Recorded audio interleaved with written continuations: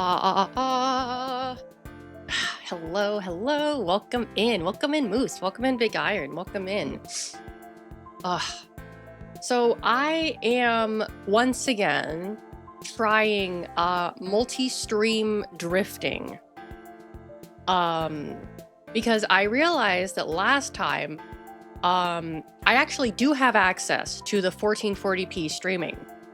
And I realized that the last time when I was tried to use it, the reason why I couldn't get 1440p is because it wasn't set up correctly. I didn't have my output settings correct. So yeah. My bitrate is crazy once again. You're on mobile. I don't think it's available on mobile.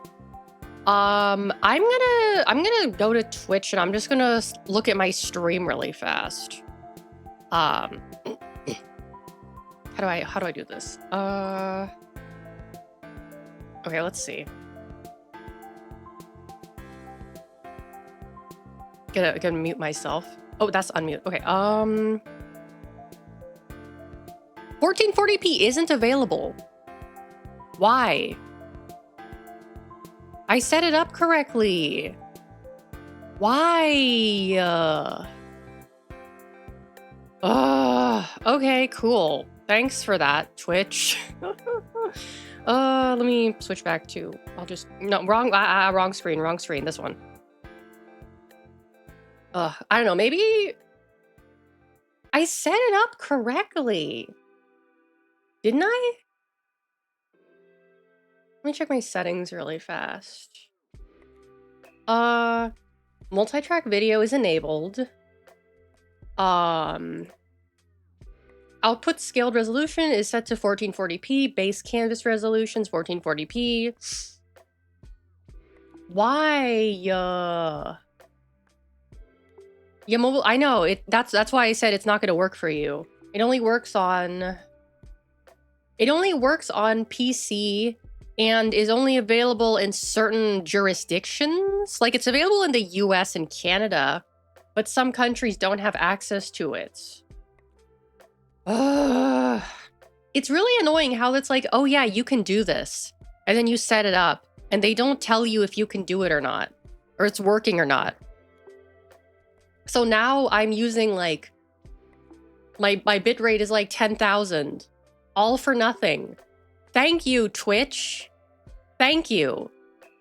Just Twitch things. Yeah, I know. Welcome in, Clipboard. Welcome in. I might ask like later I could be something on my end. Maybe it's because I'm using a VPN. I don't know. I might ask like later in the stream if someone could check on it. Because I certainly can't tell. I certainly can't tell. But anyway, I was a little distracted in the waiting room because I was browsing Instagram and I saw this absolutely adorable Evangelion keychain that it's like, it's one of the angels. I don't remember which one. I think maybe it's like the first one, except he's like round. He's like really round and fat. And he has on these little earmuffs. And he's like hugging a little snowman. And it's so cute. Like, I don't even like Evangelion that much, but I'm like, oh my god, this thing is he's so rotund. He's so rotund, he's so cute. And I tried to find it, but the problem is it seems like it's being sold through Billy Goods. So it's in Chinese and I don't know how to find it because it's in Chinese. Let me, okay, I'm gonna send it to myself so I can show you guys on stream. Let's see.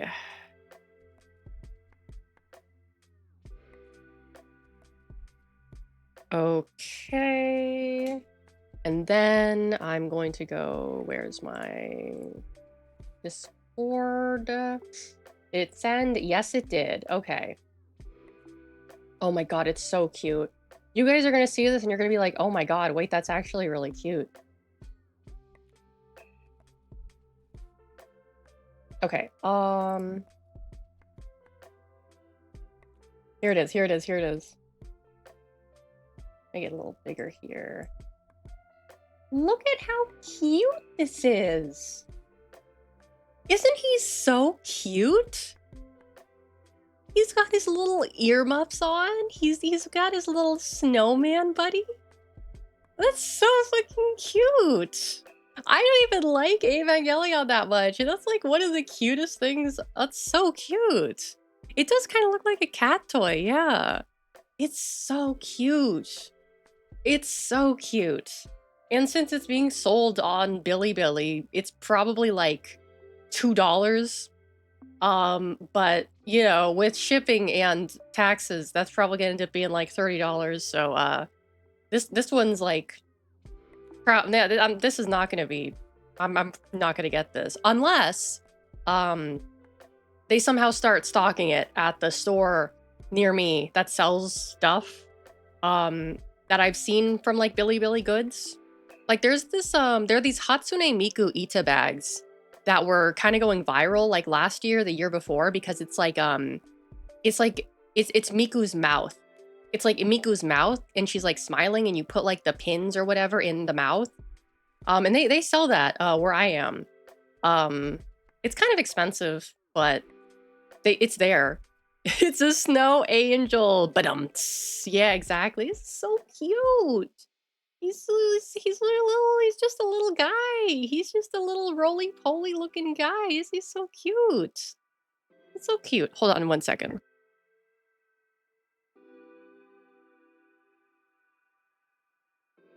He's so cute. He's so cute. So now this image is going to live rent-free in my head. And I could just imagine him like playing in the snow and maybe he like rolls down a hill or something. It's so cute. He's just a little guy, just a little dude. Oh, goodness. Also, speaking of China is Mr. Kojima himself is there's the Death Stranding tour is going on, and they're at some kind of like show in Shanghai right now. And they have like a whole Death Stranding 2 area. And I was kind of like surprised because like I was like, wait, I thought video game consoles are like not allowed in China. But then I remembered that like a few years ago, they turned Shanghai into like a free trade zone or something like that. And technically you can buy and sell consoles in there and video games as well. But also they have like really strict censorship laws with that kind of stuff. And Death Stranding is kind of like a violent game, so I don't know how they're getting around that. A bag that's a big 3, you lift open a 3 and it reveals a red mouth that you put your stuff in. Oh, that's cute. I like that idea. I like that idea. But, because like, you know, one of the main things about Death Stranding is that like, you have to like watch out for the spooky ghosts that'll get you, right? But like ghosts ghosts and skeletons are like illegal in China or something because like it's like considered an occult thing, and any reference to occult stuff is like detrimental to the values of the people according to the Chinese Communist Party. So I don't really know how they're getting around that. Are they like are they changing the lore of like Death Stranding, the BTs, where it's like, they're not the spirits of dead people. They're just guys that are covered in goo. Replace the ghost with capitalists. They're just floating guys that are covered in goo. They're not ghosts. They just happen to have ghostly powers. But they're just guys that are covered in goo and they have superpowers. Yeah, that's it. That's it.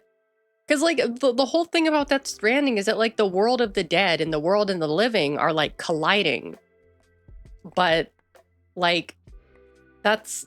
How did they get around that? Because I'm pretty sure that whole concept is probably, like, a big no-no over there. Unless it's acceptable within the Shanghai Free Trade Zone, which could also be a possibility. But... I don't know. I don't know. I know nothing about this. I don't pay attention to that kind of stuff. I have a friend who used to live in Shanghai, but I don't really feel like asking her. Nothing spooky. Yeah, they made it not spooky. They made it not spooky.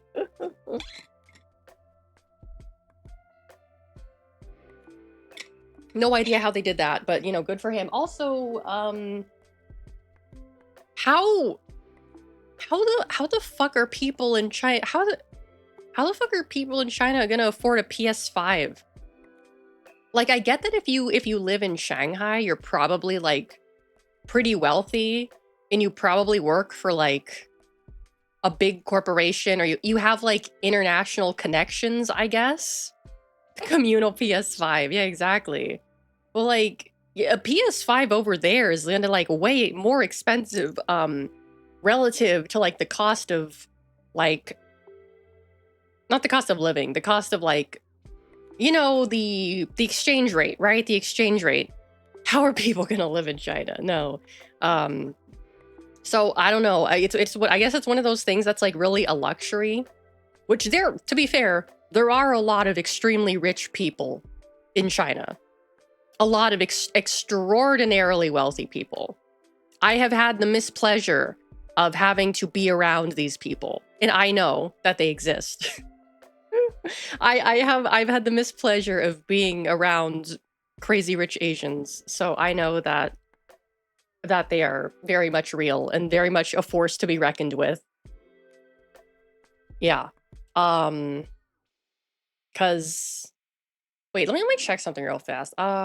Country with the most billionaires. The United States. Okay, that's what I thought. Um Forbes. Okay, this is Forbes. Let's see what Forbes says. No, I'm not subscribing. I'm not subscribing. Uh can I get a list, please? Okay, number 1, Oh, number 2, China. Yeah, number 1 for total billionaires is the United States. Number 2 is China. So I guess it's not that surprising. Hmm. Imagine something being mass produced in your country, export, then you got to pay back import tax. So a lot of these consoles are not made in China. The parts are, but they are not assembled within the country for the most part. That was part of the free trade autonomous agreement with Shanghai, is that you can like you are allowed like consoles can be manufactured in specified regions, something like that. I don't remember. It was kind of hard to find information on it. But yeah, from what I understand, a lot of these consoles like are produced. Hold on, where? I mean, let me just double check to make sure I'm not speaking out of my ass here.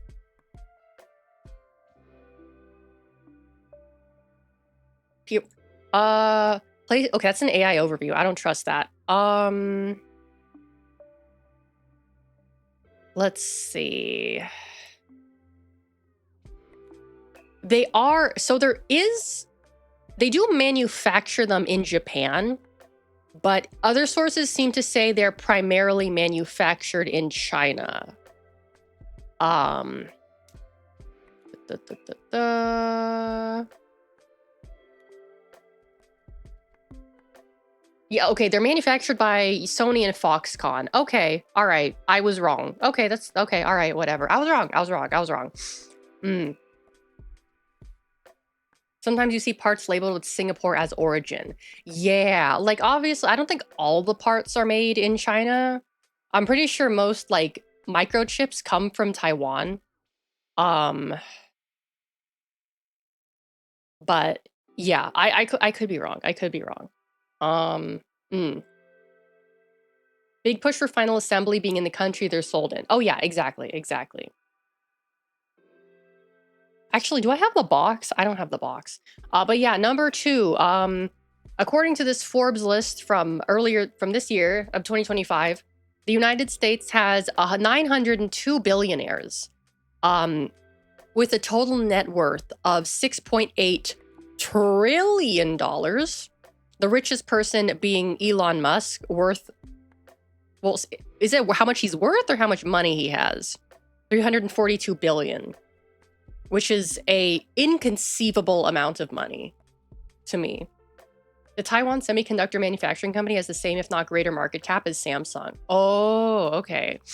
However, China has 450 billionaires, with a total net worth of 1.7 trillion. The richest person being Zhang Yiming, who is worth or has 65. Who is this guy? I feel like I've heard that name before. That's not the. Oh, he's the former CEO of ByteDance. Okay, no wonder. That makes sense. Okay, that explains why he's the richest man in China. And he's only 42 years old, which is crazy. That's very young to have that much money. Damn, okay. Wait, was this the guy that was born in Singapore? Or is that a different guy? No, the TikTok guy is from Singapore. This guy is from China. Yeah, amazing roles for him. Number 3 being India, with 205 billionaires worth 941 billion.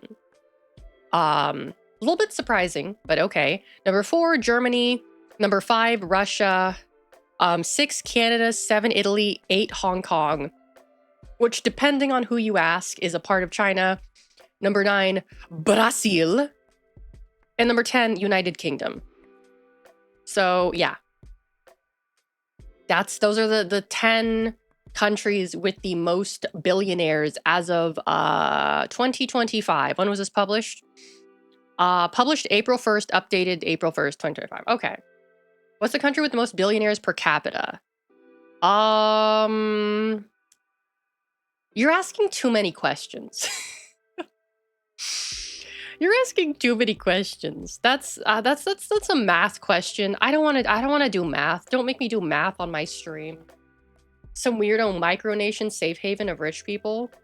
Isn't that just like the United Kingdom? Well, they have like 55 billionaires, which is nowhere near the 902 that live in the US. Like, if you're making that much money, why would you live in the US? Because, like, yeah, you could just move to Liechtenstein and not have to pay taxes. I mean, they probably do have like a tax haven there. They have accounts there. But like, I don't know. I feel like being a billionaire America, billionaire Italy. I would rather be a billionaire in Italy than a billionaire in America, because I could live a very relaxed Mediterranean lifestyle, you know?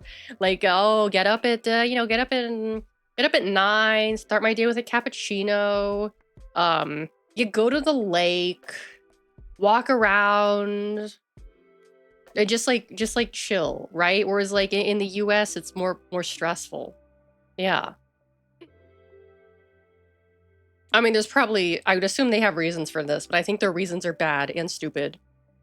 Yeah, for global influence. Global influence. I mean, to be fair, a lot of these people do have like dual citizenships, or like multiple different like visas or whatever.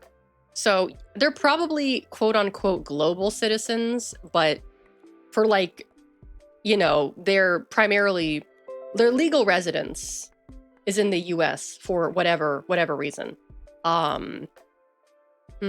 Interesting. Let me look at the Twitch Inspector real fast.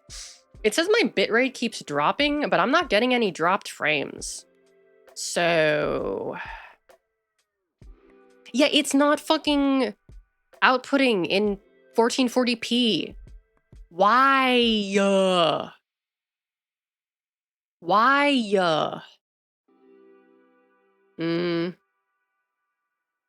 Frames look good. Yeah, okay, never mind. It is stable. It is stable for the most part. That's annoying. Okay. I realized something that's really annoying. That 1440p is only available if you do multi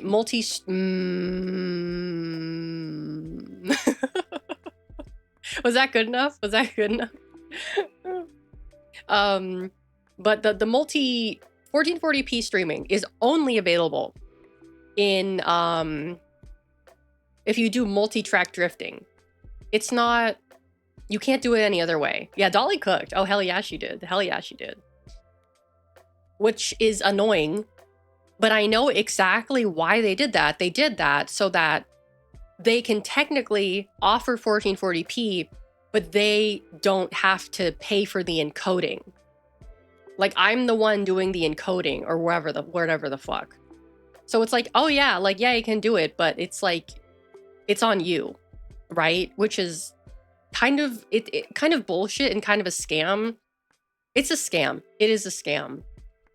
It's a scam. I fell for a scam. Fell for it again award. I need to get that PNG. Hold on. I need to get that PNG. Where is that PNG? How do I transparent? Let me get one of these. Ah, here we go. Here we go. Is this an actual PNG? Okay, yeah, that's fine. It's so tiny. There we go. Let me put this on me. Let me put this on me.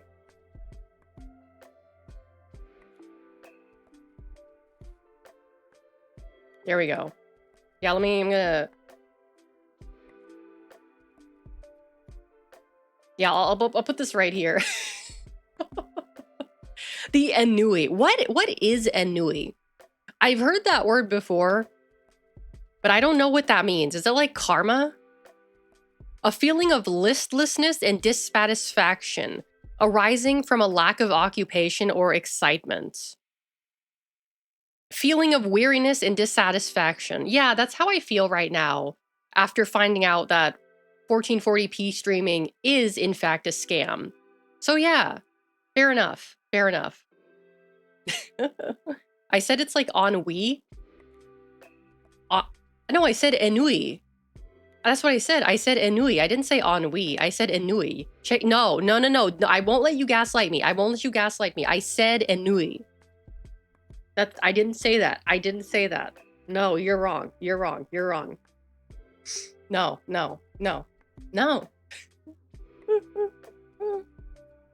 Okay, then clip it. If I if I said it like that, then go back and clip it right fucking now. The word, oh, wait, oh, you're saying the word is pronounced ennui. Okay, I thought you were trying to gaslight me. I thought you were trying to gaslight me. My apologies. I thought you were trying to gaslight me. Ennui. Oh, okay, you're right, actually. You're right, ennui. Okay. All right, fair enough. Okay. Yeah, proof we have been on the internet too much. I want to see which country has the least amount of billionaires. Hold on, according to Wikipedia.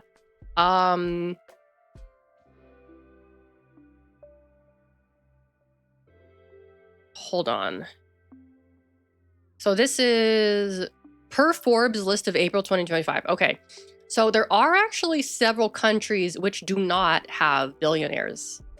Any billionaires as of this year. And that is Panama, Bangladesh, St. Kitts and Nevis, which I'm going to assume is some kind of island country in the middle of fucking, I don't know, the West Indies or whatever, and Uruguay. What's that micronation that's inside South Africa? Ooh, I know what you're talking about. I don't remember the name of it though. So there are countries with 1 billionaire. The countries with 1 billionaire are Luxembourg. Oh, Albania. Albania has a 1 billionaire. Albania win. Luxembourg, Croatia, Belize, Armenia, Zimbabwe. Is it Zimbabwe? No, it's not. Tanzania, Liechtenstein, Iceland, Guernsey, Eswatini, Algeria, the Al billionaire, Venezuela, Barbados. Is that Rihanna? Is Rihanna the billionaire from Barbados? And Portugal. Guernsey is a British tax haven. Oh, that makes sense then. There are 2 billionaires in Nepal, Estonia, Georgia, Slovakia, Oman, Qatar, Bulgaria, and Monaco. But yeah, it's just kind of going up from there. Yeah, but like the United States has such an incredibly insane like amount of billionaires in comparison to like the rest of the world. It's kind of fucking insane. Like 902 rate. Okay, rate billionaire. Okay, here we go. I think you were asking about this, Kinbei. So there is a thing on this Wikipedia page, the rate of billionaires per million people. This is actually pretty interesting, I think. I don't really understand this, but the rate of billionaires per million people in the United States is 2.420. So does that mean, what does that mean? For every like 2 people, there's a billionaire? No, for every 2 million people, there's for every million people, there's 1 billionaire? Okay, no. 902 billionaires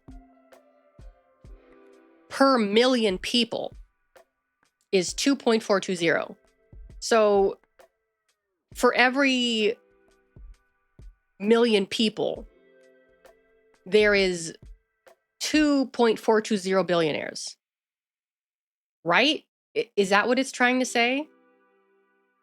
I don't know math. I don't know how to do math. That's okay.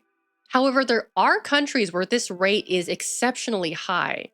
2 billionaires and a baby, yeah. Well, let's sort by the rate. Okay. So number 1, Monaco. So there's 2 billionaires in Monaco who make their country of residence, whose legal residence is in Monaco, who are Monacanese. Monacanesan. I don't know what the fuck people from Monaco are called. So the rate of billionaires per million people in Monaco is 76.825. So I don't even think there's a million people in Monaco. Right? That's a fucking tiny ass nation. There's not a million people in Monaco. What's their population? Hold on. What's the population of Monaco? Okay, as of the 2024 census, the population of Monaco is 38,423 people. Yeah, that's not a million people. That's 38,000 people. That's a tiny country. Montaguese, maybe. So it actually ranks apparently first in terms of population density, which is interesting. But anyway, so if there's less than a million people, if we stuff up to a million people in there. So wait, 76 billionaires per million people. Oh, so what they're saying, yeah. So if there are a billion people, if hypothetically you put a billion people in Monaco, then 76 of them would be billionaires. Okay, I think I understand now. Number 2, no surprise, Liechtenstein, which has a billionaire rate of 25.174 billionaires per million people. And the population of Liechtenstein is 41,000 people as of 2023 estimate. So actually more people than Monaco. If we put a billion people in Monaco, it would be the 3rd biggest country by population. And then the other ones, St. Kitts, Guernsey, Cyprus, Hong Kong, and the list goes on. But yeah, no, the rate of billionaires per like million people in Monaco is absolutely crazy, because if there's only like, what did I say, 38,000 people living in Monaco and 2 of them are billionaires, that's actually kind of a lot of billionaires, I guess. Maybe? I don't know. I mean, no, that's what the numbers are saying, and the numbers don't lie. The numbers don't lie. So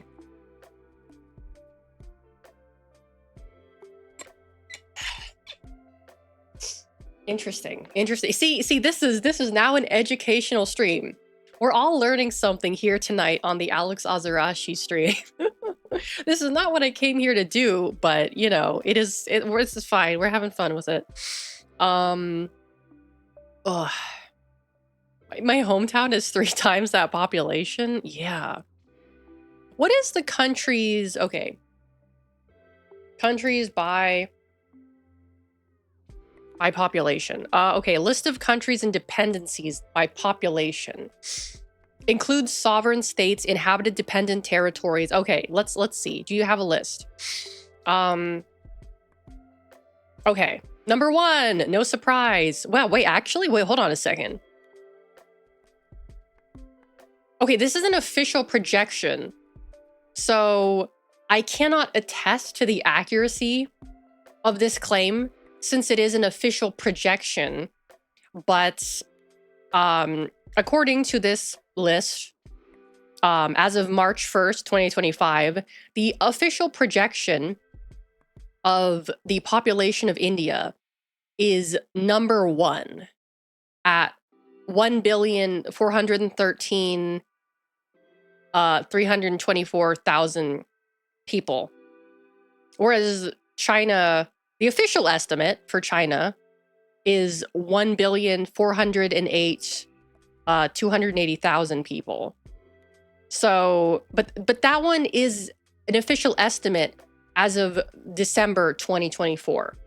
So could India be lying just to be number 1 on this list? Maybe. Number 3, United States. Yeah. Number 4, wow, really? Indonesia? I didn't know there were that many people living in Indonesia. National annual projection. That's okay, that's still pretty big at 282 million. Wait, that's a million, right? No, that is a million. 477,584. That's pretty big, actually. I didn't realize Indonesia had so many people. Number 5, Pakistan. Number 6, Nigeria. 7, Brazil. 8, Bangladesh. Number 9, Russia. Okay, whatever. What let's go to the lower end. Oh, we gotta scroll all the way down. Okay. Okay. The Pitcairn Islands are a group of 4 volcanic islands in the southern Pacific Ocean that form the sole British overseas territory in the Pacific Ocean. So this is just like a couple of islands that the British own for some reason. And according to this official estimate, as of July 1st, 2023, there are 35 people living there. What do they do? I don't know.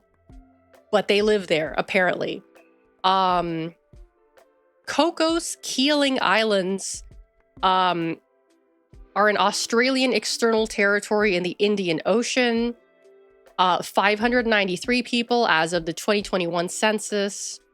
Vatican City, 882 people. That's actually more people than I expected. That's a lot of priests. That's a lot of priests. What do they do? Each other, from what I remember.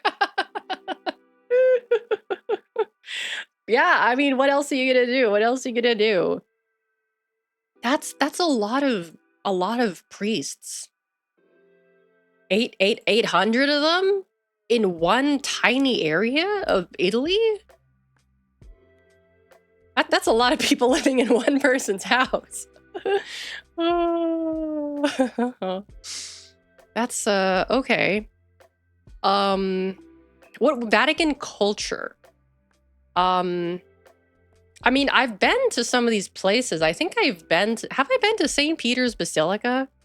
I've been around. I don't know, have I been, I don't know if I've been in the Vatican, but I've definitely been around the Vatican. It is very small. It doesn't take, you can take, it'll take like, I don't know, not that long to walk around it. You could probably do a lap of the whole thing in maybe like 30-40 minutes, depending on traffic. Um, the Pontifical Academy of Sciences? Wait, that's a thing? What the hell do they do there? A scientific academy of the Vatican City. Its aim is to promote the progress of mathematical, physical, and natural science and study of related epistemological problems. Okay, so they actually do math there. They actually do math and science in the Vatican.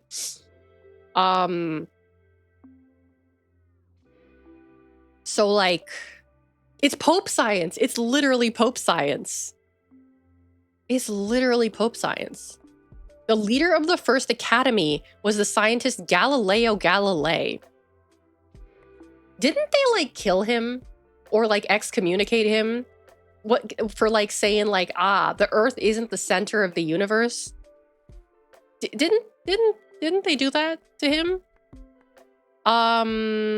Hold on, let me check his Wikipedia page. He was put under house arrest. That's right, that's right. And that's where he did most of his stuff. Oh, okay, yeah. Hold on, let me...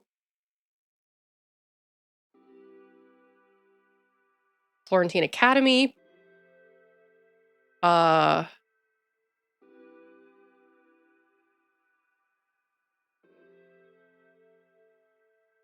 Okay, interesting. His book was pretty insulting. Yeah, it was a bold move of him to do that. Oh, it had a different name and it was renamed. Okay. So like, what do they do? Do they just do math? Today, the Academy covers 6 main areas. Fundamental science, the science and technology of global questions and issues. Science in favor of problems of the third world. The ethics and politics of science. Bioethics and epistemology. I'm not good at saying that word. So they actually do get down. They actually do get down. All right, that's cool. Going back to the list of the least populated places, no surprise, a majority of these ones are tiny islands and territories owned by various British and French and Danish, like, colonies, I guess? Oh, Nauru. Oh, that's right, Nauru, the most obese country in the world. I remember that. They got 11,000 people living on that thing, and most of them are clinically obese, which is unfortunate. It's very sad. It's not funny. It's very sad. Anyway, San Marino, 34,000 people. Antigua. Oh, okay. My mom went to Antigua last month. 15,000 people. Wow, that is pretty tiny. Island. Tonga. Island. I mean, I'm not surprised because islands, yeah, there's not a lot of people you can fit on an island, and logistically, it makes it difficult for a lot of people to live on an island.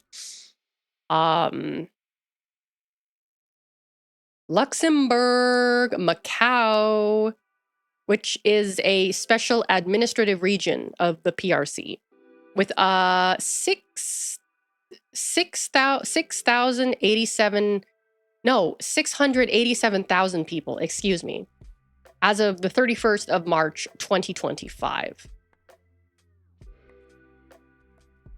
So yeah.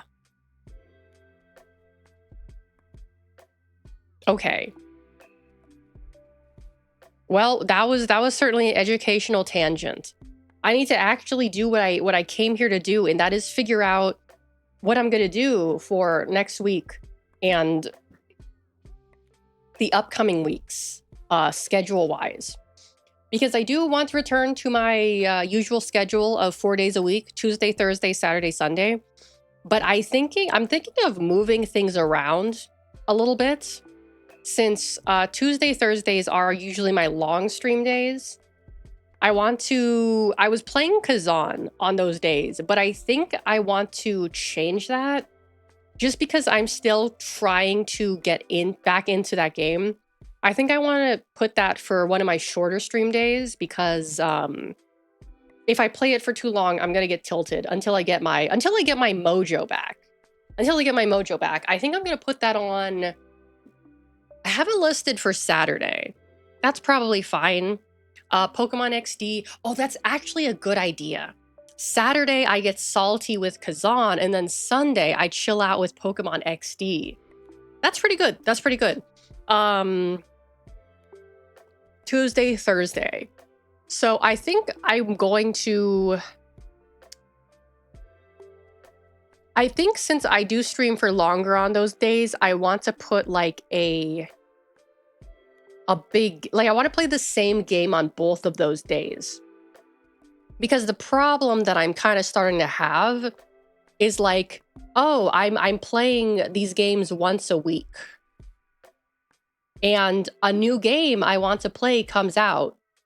So I don't have room for it on my schedule. So, like, what do I do?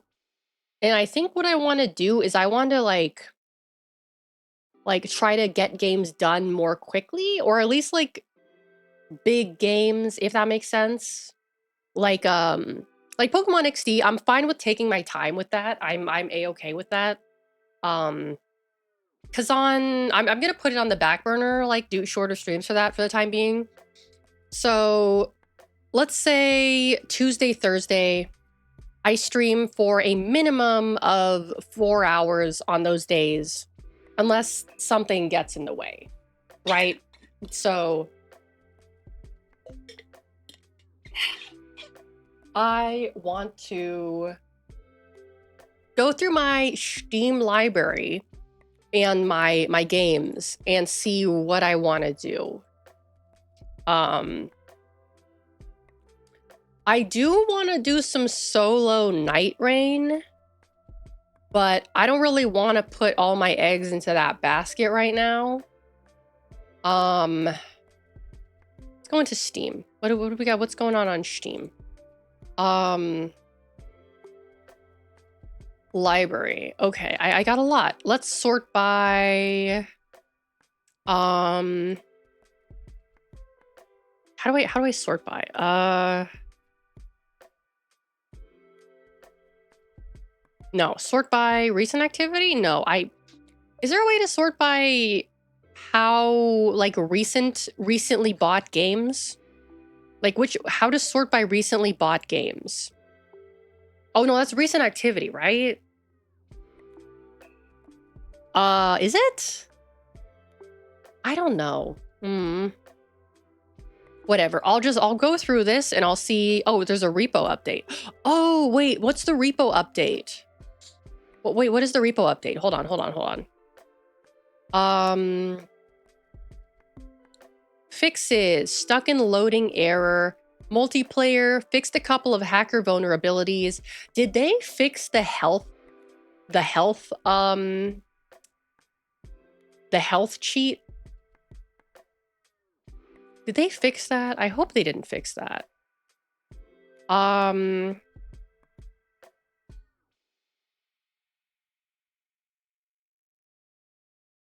It doesn't.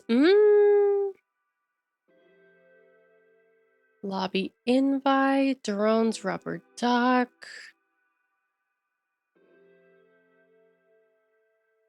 Balancing. Fixes. You know, this is a lot. I'm just gonna ask Ronan. Because she would know. Let's see.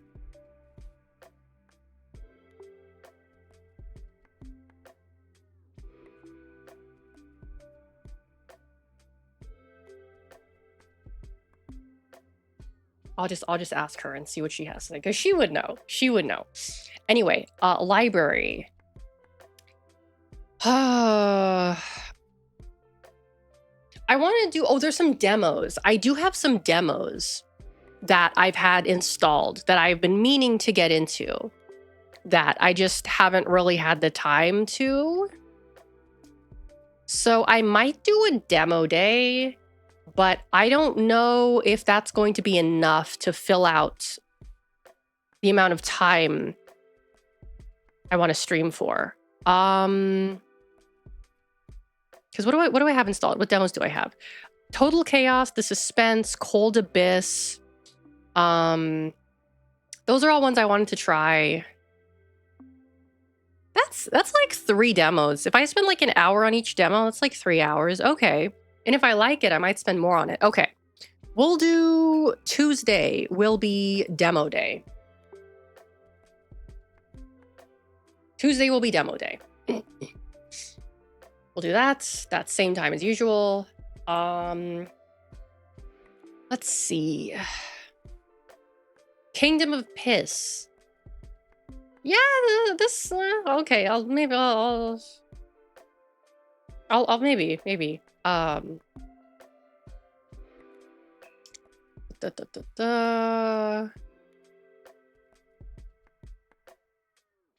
First Berserker. That's what I'm playing. Why do I own Fallout 4? Apparently, I own Fallout 4. I tried playing Fallout 4. I thought I played it on the PlayStation. I must have got it at like a really good price. Either way, I'm not interested in playing that game. I tried playing it and it just didn't really do anything for me. Oh, Dying Light. That's a game I've been meaning to play for like the past 8 months. You got it because of the Todd Howard experience, probably. Okay. But I feel like there's something more exciting I could play. Oh, Dave the Diver. Is this? Oh, I have to pay for it.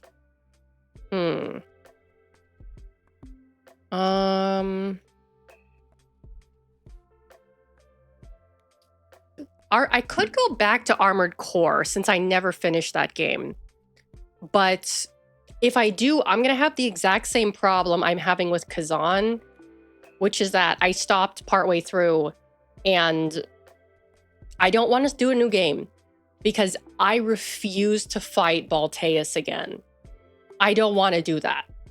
I don't want to do that ever. That was such a... that was so awful. I never want to have to fight that guy ever again in my life. Ever again. That was like... I had to cheese that fight. I had to find a cheese build to beat that guy. I don't want to do that again. I'm pretty sure they've nerfed him since then, but that was just genuinely so miserable. Like, top 10 most miserable FromSoft fights. Balteus is going to be pretty high on that list. He's going to be pretty high on that list. You know what? I'm going to check Game Pass. I'm going to check Game Pass because I think there was something on Game Pass that I wanted to play. I do want to go into Yakuza again. I talked about this yesterday. I have been avoiding Yakuza 3 for a while. Steam account purchase history. Oh, what did Alex fall for this time? I fell for Twitch enhanced broadcasting because I wanted 1440p. But I can't, they're not giving me, I can't do 1440p even though they said I could. So I don't know what the deal is. I just got scammed by Twitch. I fell for it again. Tony Hawk's Pro Skater 3 and 4 recently added to Game Pass. Mecha Break is on Game Pass. That's kind of a hot game right now. The problem is I don't want to play a PvP arena shooter like ever, I think. I'm just kind of done with that. Like if it was PvE, I would be very into that. And it's like, yeah, I could make Sazabi. I could make my favorite Gundams. I don't want to have to play Overwatch. I don't want to have to play Mecha Overwatch. I don't want to do that.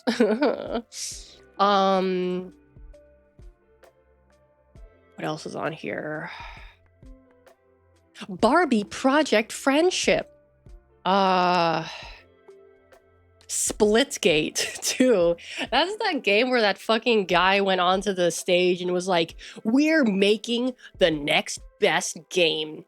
And it was like a complete fucking scam because apparently like that was the whole thing. It was a whole thing. So that was embarrassing for them. Expedition 33. Yeah, everyone's like, you gotta play Expedition 33. It's the good game. It's the best game. I would like to. I plan to, potentially. I probably should. 28 hours for the main story. That's not terrible. If I do 4, 8, 12, 16, 20, 4, 28. That would be like 7 streams to beat.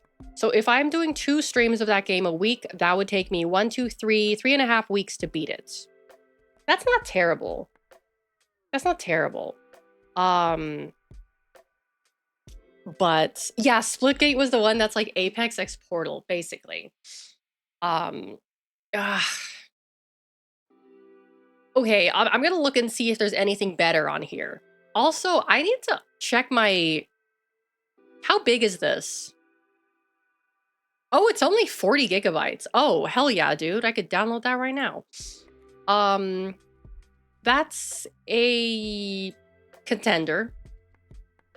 Oh, Resident Evil 2 is on here. Oh.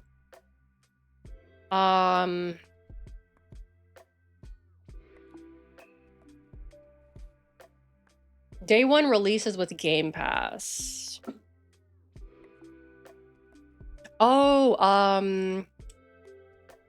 what was that other game I was talking about? Oh, Oblivion. Well, the 119 gig. Oh, it's 16 hours for the main story. Oh, that's shorter, but it's an Elder Scrolls game, so I am going to be dicking around for the majority of it.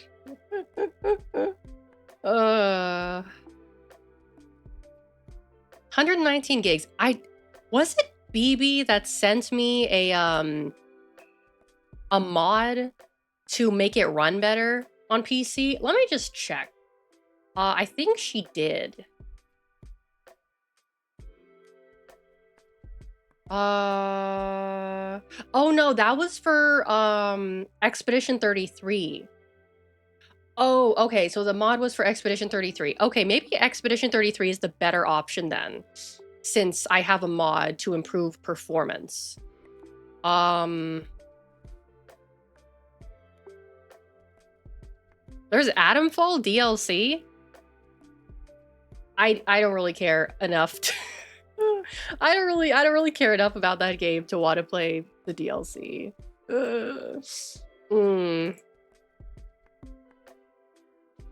Okay, so Expedition 33 might be a good contender since I have a mod for it that will make it potentially run better on my computer.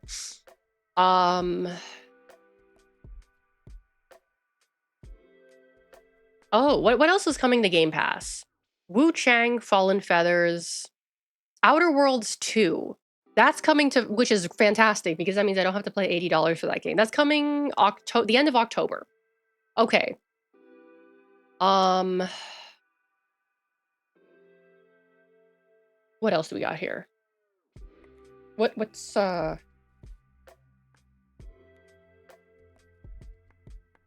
Bethany Esda, EA Play, all PC games. Yeah, can you just like tell me what PC games you have on Game Pass? Sort by recently added. Anything on here that's new and hot that I actually care about? Um. Da, da, da, da, da. Expedition 33. I already played Atomfall. Avowed, I tried. I didn't like. Yeah, I haven't checked, I haven't checked the Epic Game Store free games in a while. I wish I would remember to do that because I feel like I miss out on stuff. Not that they're any good, because most of the time they're not.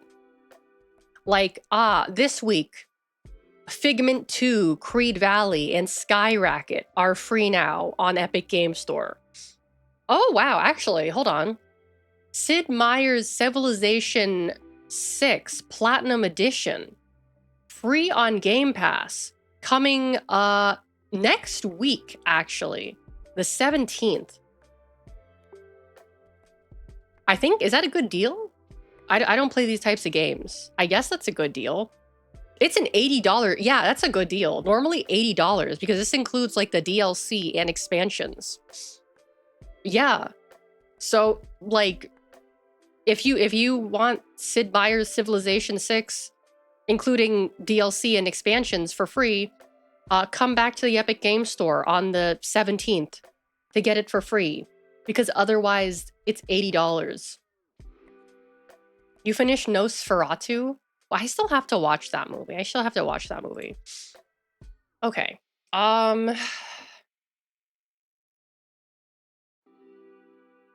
Okay, well, hold on. How long is Yakuza 3?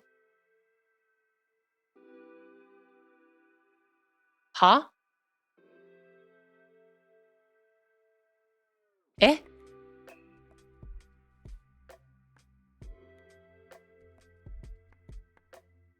Huh?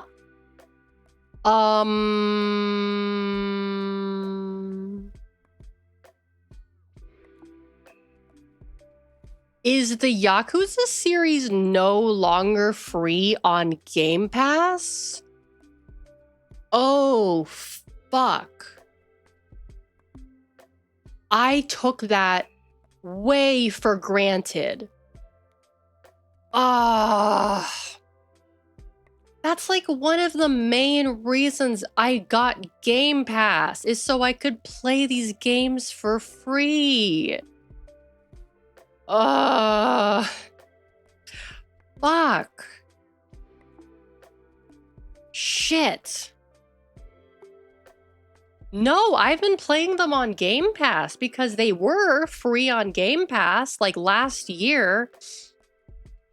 But I guess they're not anymore. Zaku, welcome in. 184 millimeters? If we're talking about the size of the disc case, no, I'm talking about the length of the game. I know you're just making a joke. Shit. Ugh.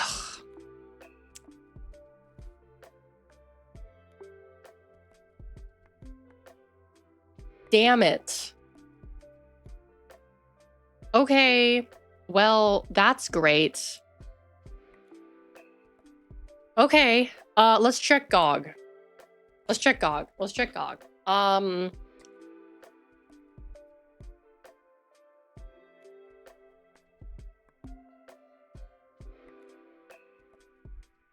Yakuza 3 Remastered, $20. Somehow I doubt that game is worth $20 from what I've heard people say about it. 16.5 hours for the main story. Okay, that's actually pretty good. Shit.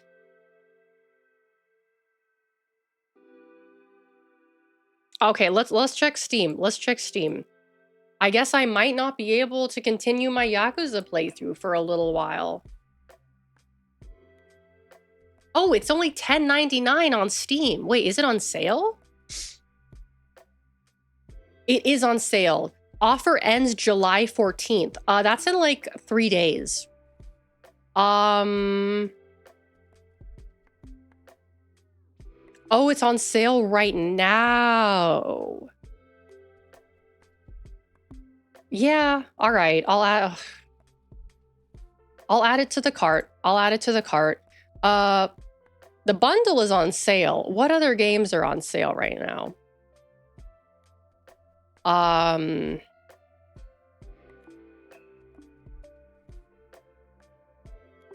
What other games are on sale right now? Ishin, that's a game I wanted to play. Judgment. Judgment is only $11.99, 70% off. Yakuza 3, Yakuza 4 Remastered, also $11.99. I also heard Yakuza 4 wasn't that great. You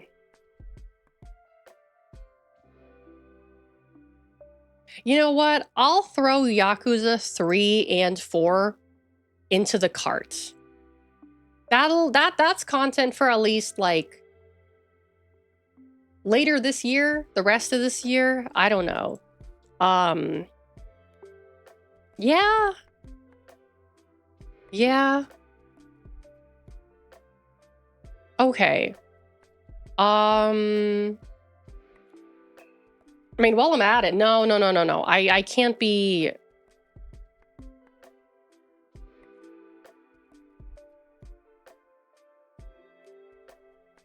Why is Yakuza 4 40% off and Yakuza 5 is 45% off?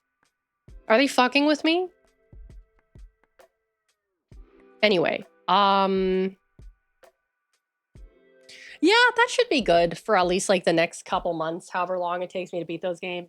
And by that time, there will probably be a new Yakuza game coming out. Knowing at the speed at which that studio works at.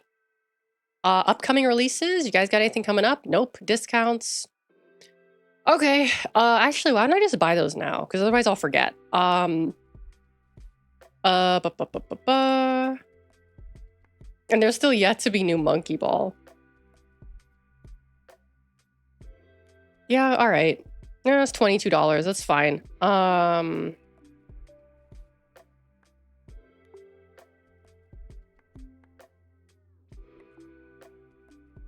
All right, I just bought Yakuza 3 and 4. However, I still need to do my schedule. Okay, you know what? We'll do Expedition 33. We'll do Expedition 33.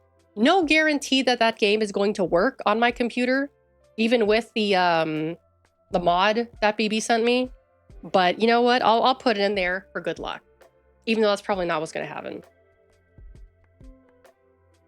Let's do that, because if her potato PC can run it, my laptop can run it. Alrighty, so next week we've got Demo Day on Tuesday, Expedition 33 on Thursday, Kazan on Saturday, and Pokemon XD on Sunday. That's pretty good. That's pretty good. Let me put that into my phone calendar to make things a little easier for me, so I don't forget. Oh, I have to sneeze. Hold on.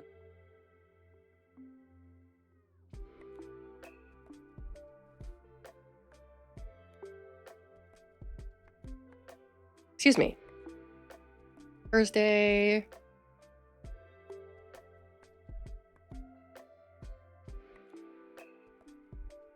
There we go. Saturday.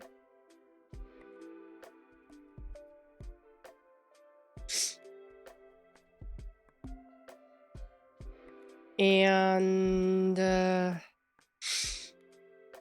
Sunday. There we go. Okay, cool. Alrighty.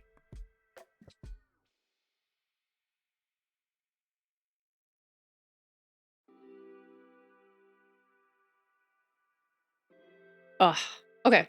Alrighty, schedule is ready to go. I'll export it. Export. I got the date right. The 14th. Yes, I do. Okay. We'll call that schedule 7-14.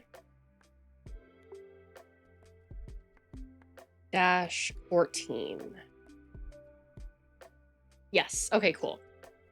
Alrighty. now that that's set, I don't have to worry about that for like until Sunday. When I post it. Okay, there we go.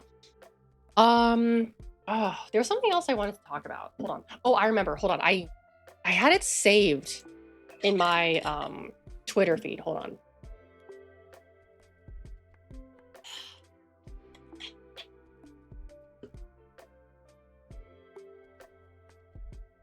Bookmarks. Oh yeah, guess what, guys?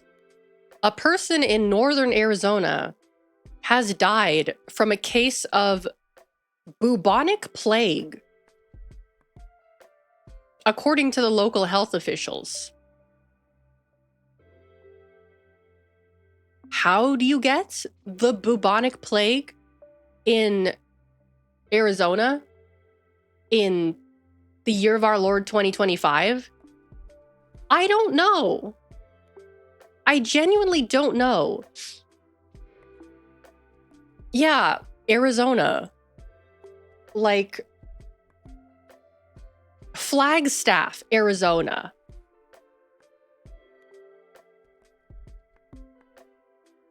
How do you even get the bubonic plague?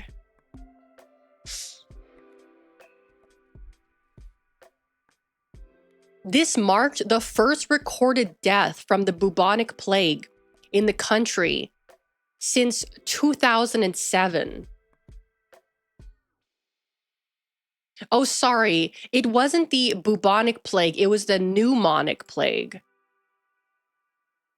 But then why does this say bubonic plague?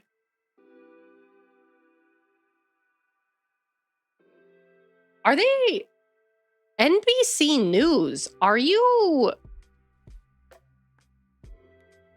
lying? Wait, something's not right here. This was posted from the official NBC News Twitter account. A person in northern Arizona has died from a case of bubonic plague. When you click on the article, which takes you to the NBC News website,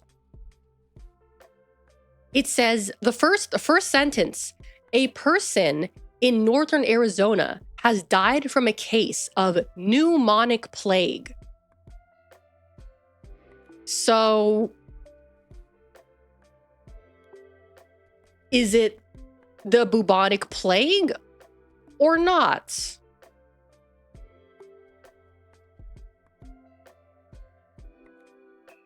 Is this, are they spreading misinformation or are they clickbaiting? I'm a little confused. The most common forms of plague are bubonic, pneumonic, and septicemic. Pneumonic plague develops when bacteria spread to the lungs of a patient with untreated bubonic or septicemic plague. Hold on, wait.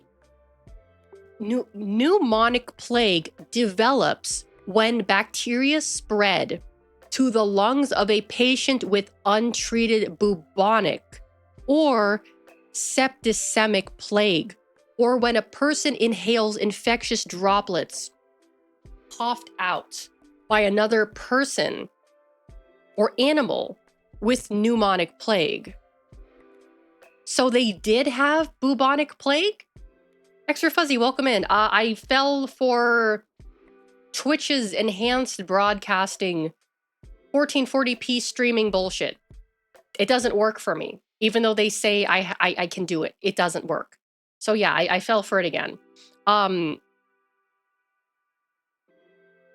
So did they have the bubonic plague? Yeah, we're plague posting because according to this tweet from NBC News, a person in northern Arizona has died from a case of bubonic plague, local health officials say. And when you click on the article and go to it, the first sentence is a person in northern Arizona has died from a case of pneumonic plague. And I'm trying to figure out if that is different than bubonic plague. Because it says the most common forms of plague are bubonic, pneumonic, and septicemic. But it also says pneumonic plague develops when bacteria spread to the lungs of a patient with untreated bubonic plague.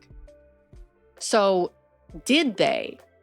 Cleveland Clinic says they're basically the same disease, just different forms of infection. Okay, so it is the Yersinia pestis bacteria. It's the same bacteria. So they did technically die of the bubonic plague. Yeah, no, I thought we were done with those too. I thought we were done with the bubonic plague. Apparently not. Okay, yeah. Okay, so it basically is bubonic plague. That's great. How do you get that though? In Flagstaff, Arizona. How do you contract bubonic plague in Flagstaff, Arizona?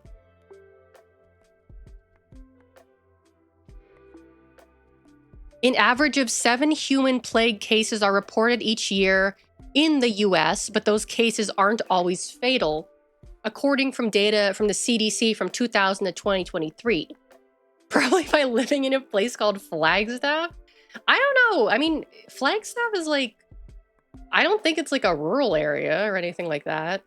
You trust in healing crystals and essential oils and nothing else? Humans are usually infected through a bite of an infected rodent, flea, or by handling an animal carrying the disease. It can be cured if given antibiotics early. But like,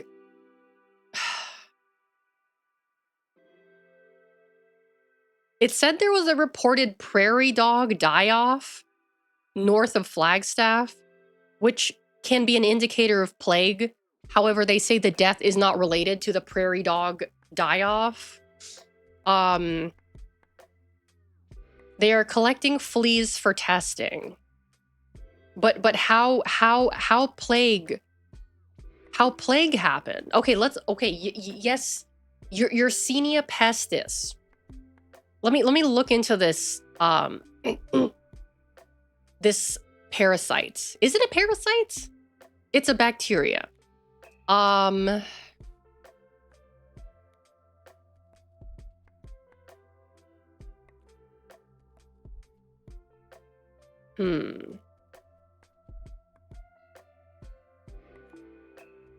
So, but like, where does it happen?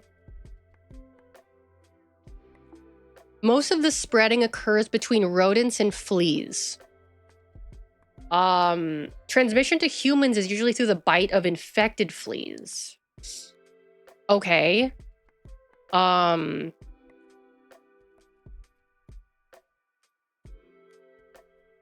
like, how it happened?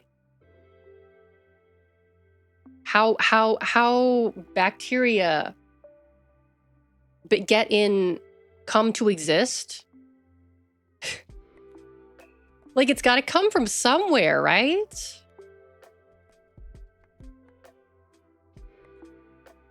On the 15th of January 2018, researchers at the University of Oslo, okay, Discord, I'll check it out, and the University of Ferrara suggested that humans and their parasites, most likely fleas and lice at the time, were the biggest carriers of the plague. Let's see.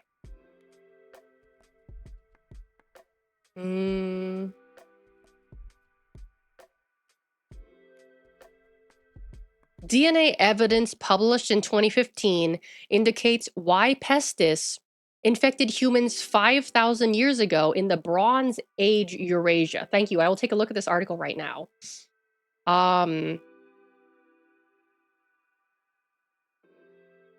Plague is a zoonotic disease. So rodents flees to humans.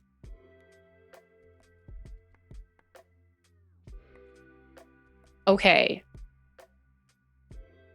Yeah, it yeah, it is kind of weird, but it is.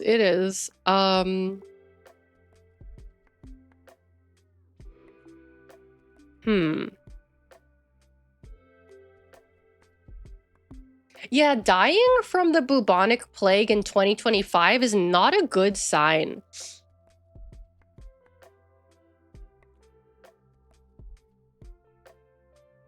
If not treated, most people with pneumonic plague die within days. Okay.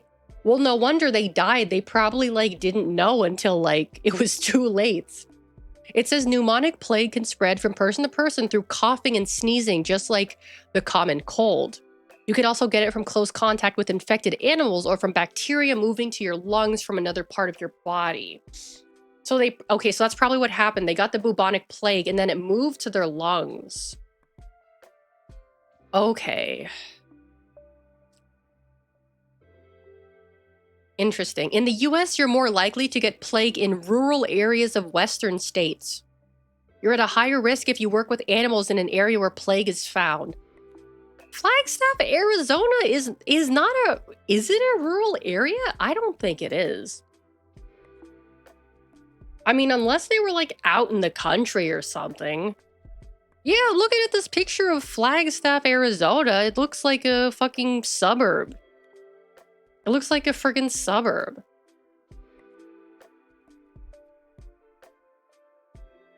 Population 76,586. That's not a rural area. I mean, they got like beautiful mountains and beautiful forests, but that's not like, it's far from being rural.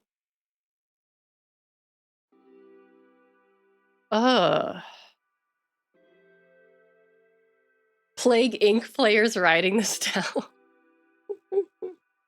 I haven't, oh my god, I used to play that game like every day when I was in college. Like, I would just like, that's all I did, like during lectures where I was just bored out of my mind. I would just play that game. Like, oh, okay, class, time to play another round of Plague Inc. Okay, next class, time to play another round of Plague Inc. I was obsessed with that game. I was fucking obsessed with it. It's a fun game. It's a very fun game.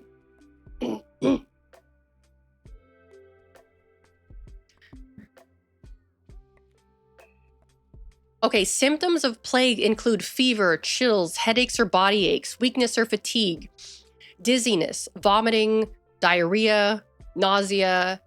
That's basically flu-like symptoms. That's basically like symptoms of a flu. Swollen, painful lymph nodes. That's the bubonic plague. Abdominal pain, shortness of breath, chest pain, cough, bloody or watery mucus, pneumonic plague. Yeah, so you could probably have pneumonic plague and just think that you're just having a really bad flu. That's a little scary. Or like that you have COVID or something. That's probably what happened. Ugh. If you have bubonic plague, you'll have one or a few very large noticeable lymph nodes. Oh. Many medieval people used artwork to show bubonic plague, but the people in the artwork are usually shown with sores all over. This isn't what plague looks like. The iconic artwork likely shows smallpox or leprosy.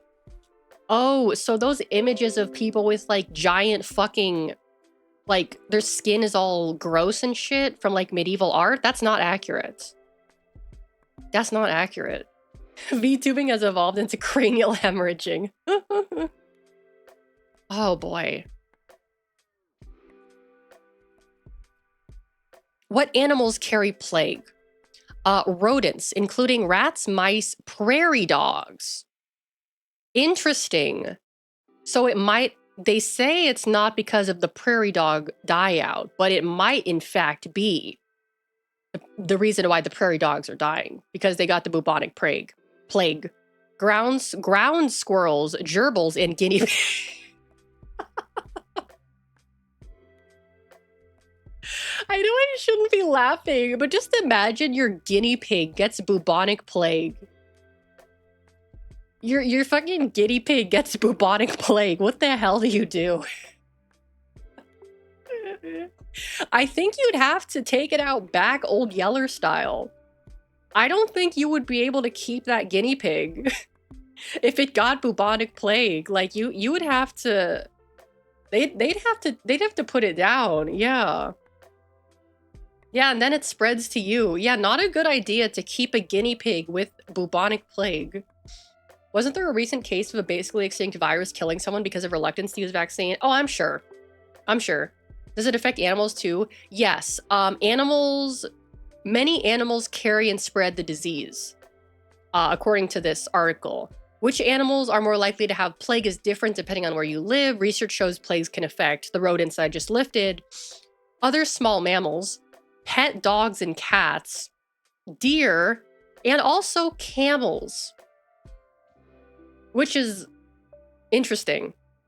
But yeah, imagine you're like in, I don't know, the fucking Saharan desert or whatever, and you're riding a camel, and you're like, you're just hanging out with the camel, and it spits in your face. But uh-oh, the camel had bubonic plague, and now you have bubonic plague, and you're gonna die in the middle of the Sahara Desert, and no one will know. That's not my pet camel. Yeah, that's scary. How is plague diagnosed? The most common site of bubonic plague is a swollen and painful lymph node called a bubo.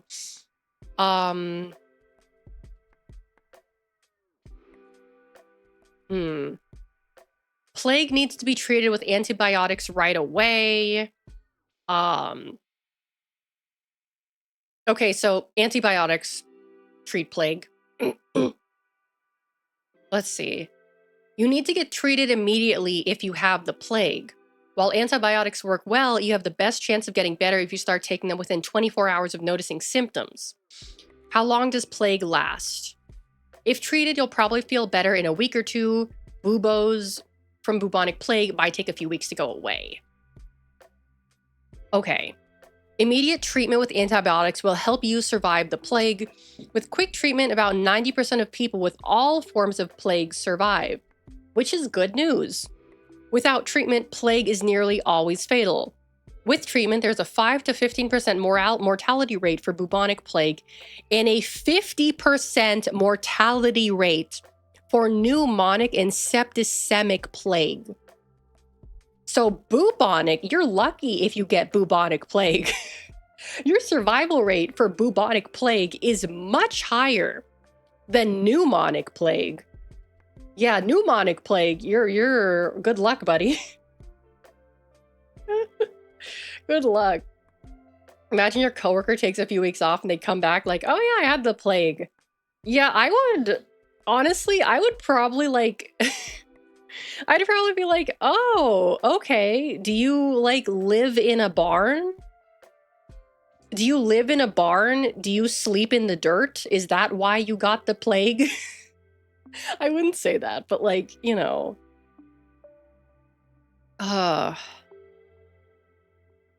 and there's a significant amount of ways in which you can prevent the plague. When should I see my healthcare provider about the plague? Immediately. Have you gone to a doctor ever until now? Yeah. What questions should I ask my doctor? How do you tell your doctor, I think I have the bubonic plague? Because I feel like if you go to the doctor and you tell them that, they're gonna think you're like doing some like Munchausen shit, and they're gonna like send you home. I feel like that would happen. I mean, if you do have the bubonic plague, you're gonna have the buboes. But if your doctor is a real dingus, then they might not, think it's actually the plague. Because how many doctors in, the US see the plague on a yearly basis?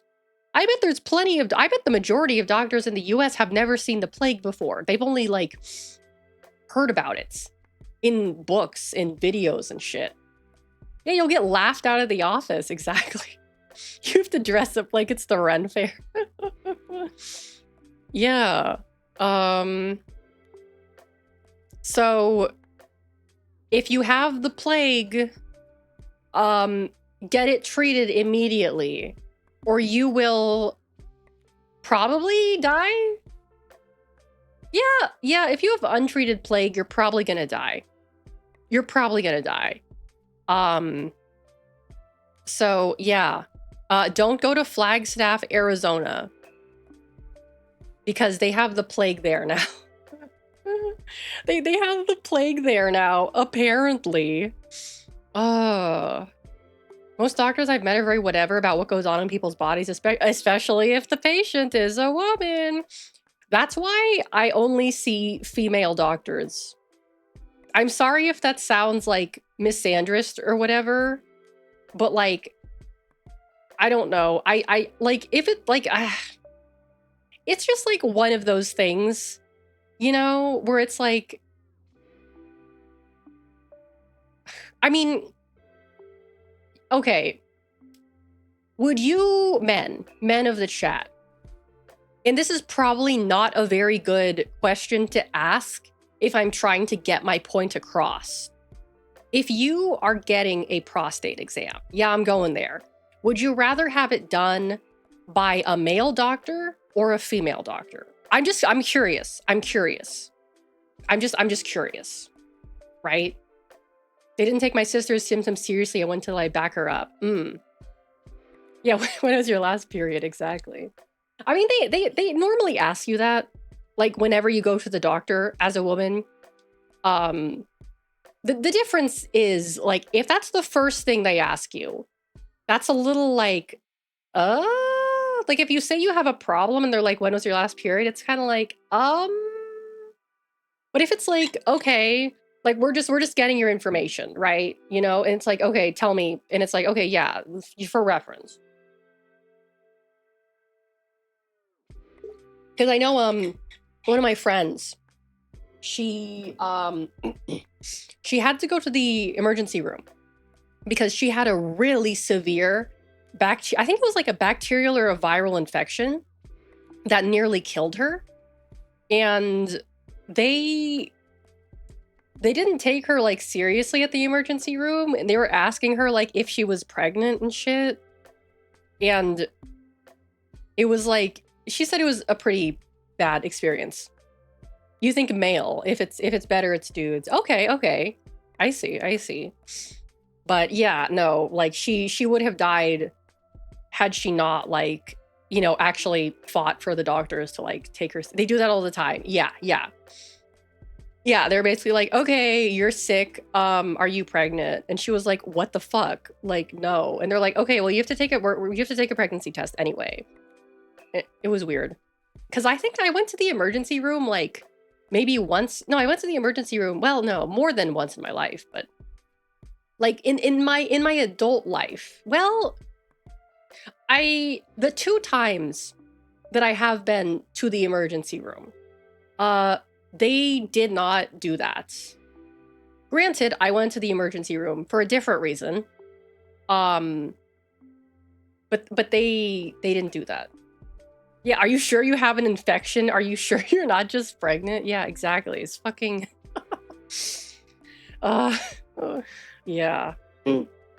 I mean, I'm very lucky in that the experiences I've had with doctors for most of my life I haven't really had any significant health issues. Like when I was a child, I had very severe asthma, and I had to go to the emergency room like quite often as like a toddler, because I would just get like these random ass asthma attacks. Like I'd just be chilling in my house and I just have an asthma attack for no reason. And then my parents would have to take me to the emergency room and they'd have me do like the nebulizer or whatever. But like, you know, obviously that's gotten better as I've gotten older. I mean, I've recently started using an inhaler again. But that's mostly because I've also been exercising more. And I find that, you know, it helps me exercise if I have my inhaler. I mean, technically I can still exercise without an inhaler, but I have to do it at a much lower intensity, if that makes sense. Because like when I see my trainer, she works me pretty hard and I have to take like breaks even with my inhaler, you know? But speaking of like respiratory problems and medical issues, Wendigoon came out with a video, I think a few days ago, about how Afrin, the nasal spray, well, I don't want to say is for legal reasons. It can be very addictive, but not for the reason that you think. It's not addictive in the sense that it makes you feel good. It's addictive in the sense that it clears your congestion so well that it's very easy to develop a dependency on it. Yeah, you develop a dependency because you breathe so good when you take it that when you stop taking it, you feel like you are suffocating, even though you're not. Like you feel like you cannot breathe. And so, people become dependent on it and they use it for like years and years. And it can fuck up your nose. It can destroy your sense of smell, and cause all kinds of other problems, right? And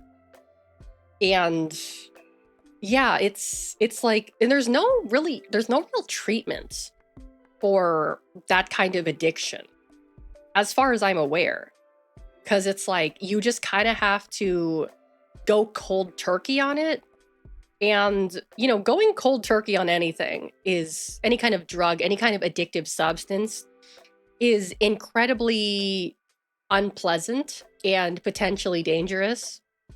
And from what like people have said, like from what he said in the video, going cold turkey is possible, but it is very, very, very unpleasant. And the chance of like starting it again or getting re-addicted to it is very, very high. And it's like, it's scary because like, you could just buy it. You can just buy it at Walgreens. You could just buy it at CVS. No one's going to stop you. Like, it's just there. And there is technically a tiny itsy bitsy little warning on it that says can be habit forming. But, they don't want to say it's outright addicting, and I think they tried to sue the company over it to like change their labeling to say like can be addicting or something, or like, just try to make it more clear that it can become a problem. And they were basically like, nuh-uh, nuh-uh, nuh-uh. That's basically what happened. So yeah. Yeah, habit forming is very powdery language for addictive. Yeah, exactly. And that kind of got me freaked out because I do use a nasal spray for my allergies, like almost on a near daily basis. And so I was kind of like, shit, is this stuff gonna fuck me up long term? But from what I've seen, it's fine. Like, I'm not using it every day. I probably should have used it today because I've been sneezing a lot today. Let me actually, do I want to Google this right now and like freak myself out? Okay.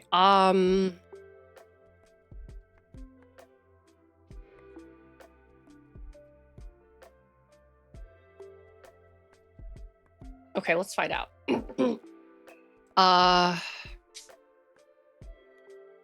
Flonase. I think that's what it's called.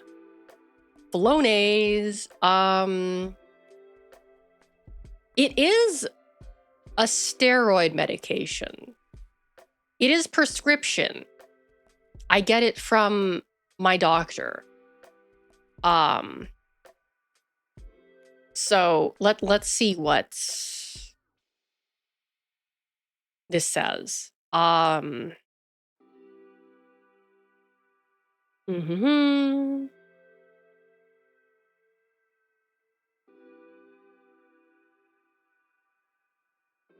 Oh, I'm not supposed to use this stuff with aspirin? Oh shit, I didn't know that. Oh, okay. Good to know.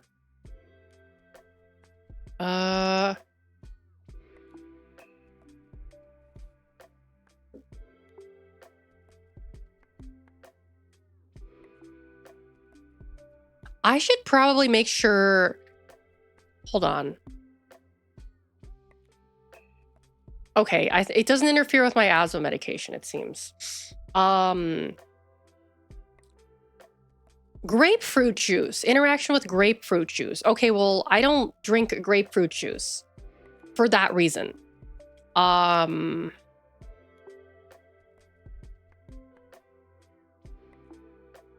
Let's see.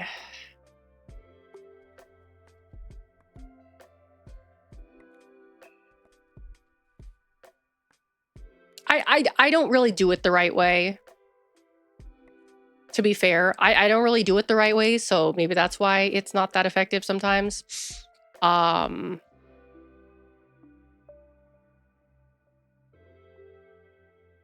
Let's see.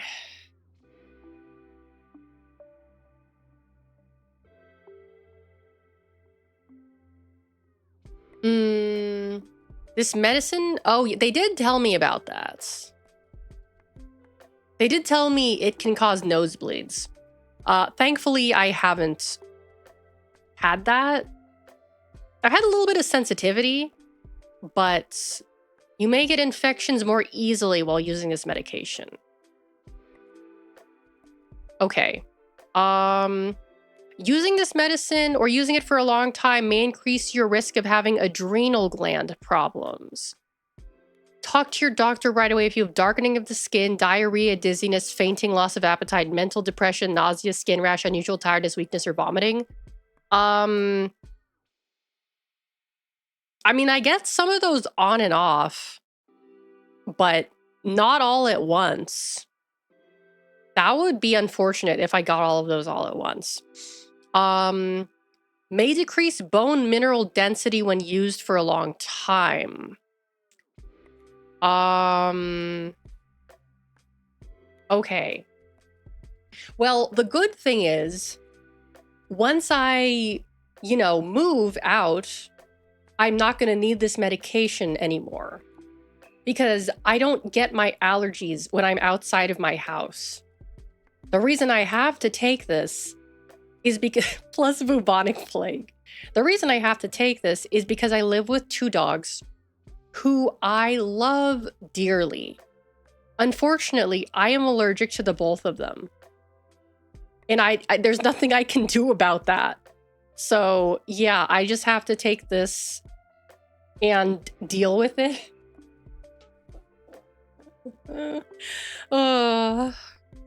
I just got to deal with it. Oh, black mold. I mean, honestly, this house is pretty old. There's probably black mold somewhere, but no, it's probably because of the dogs. Because every time I am away from them, my allergies are not nearly as bad. They like go away completely. Get a chicken to build antibodies to feed to the dogs? What? Why would a chicken help? I don't understand. Ugh. Yeah, okay. Well, I'm not addicted to it. So that's good. Just my main issue is that when I am in the house, my nose is runny constantly. Constantly runny nose. Actually, now that I think about it, for as long as we've had dogs, I've had a chronic runny nose. Eggs get antigens and you feed the eggs to the dogs. Oh, that's actually a thing? I didn't know that. Ocelot unit, welcome in. The medicine is addicted to you. There's a difference, I guess. So, it is kind of a mild allergy in a sense that I'm not like some people with like pet allergies go crazy. Like they can't breathe. They get like headaches and they like, their eyes get swollen and shit. I just have like a constant runny nose, which is annoying and makes streaming a bit more difficult because I have to pause like every 2 minutes to wipe my nose and sniff. Just got an ad for Long John Silver's. Interesting. I didn't even know Long John Silver's runs ads. Oh boy. Okay, I really have to go to the bathroom. I'm gonna switch over to the BRB. Oh, I need to stretch too. Okay, and probably get some more water. Okay. I'm gonna stretch, get some water, go to the bathroom. I encourage you to do the same because I'm going to run an ad. So I will see you guys in a couple minutes. Bye bye.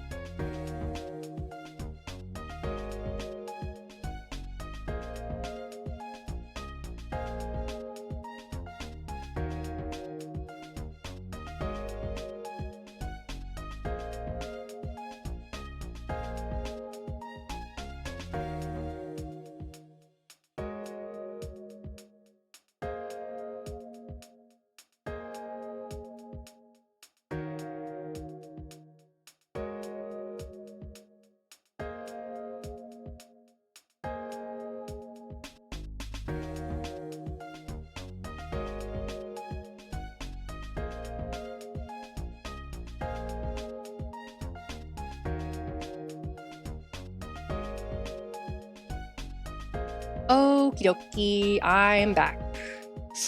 I'm back, I'm back, I'm back, I'm back. I think I'm gonna remove the fell for it again, Lord. I think I'm done falling for it. For now. For now. We'll see when the next one is. Um there's this post I saw with this caption that that made me laugh. So let me actually show you the picture. Let me show you the picture because I think the picture will help bring context to the next few words I'm going to say. Here we go. Oh, that's a big picture. Hold on. Here we go. All right, take a look at this. So, the context for this picture from Dexerto, a Florida store is now selling Dubai chocolate Labubu items. And someone replied to this saying, epic bacon finger mustache millennialism never dies. It merely changes. And I'm like, fuck, that's what this is. It's epic bacon finger mustache millennialism, but like a new version of it. That's literally what it is. This pisses me off so much. I hate Labubus. I hate Dubai chocolate. It's stupid. And it's like, we're gonna make it into one thing. So stupid. It's fucking stupid. I hate it. I hate it so much. Oh, what else? Gundam merch that I want to get my hands on. Oh, so I can't remember if we talked about this. I asked my friend if she could like receive some of my Ami Ami packages for me so that I don't have to like pay for shipping and tariffs. And I'll, come get them in December. And she was like, okay, yeah. But like, if I don't want it to be like, if it's a big package, I can't accept it, right? It's like the first thing I got is a keychain, which is fine. That's not gonna be very much. But the second order that's gonna be delivered in November, is gonna be 3 things. The General Grievous figure that I pre-ordered a few months ago, and 2 plushy keychains of Shar, Aznable, and Shalia Bull. Because I was originally gonna get the Shar one, but I was like, I don't want him to be lonely. I feel bad just getting like the one. I need to get his friends so that he won't be lonely. So I got both of them. Oh, Silveris, thank you for the 20 bits. I'm not gonna buy Labubu chocolate. Fuck you. Thank you for the 20 bits.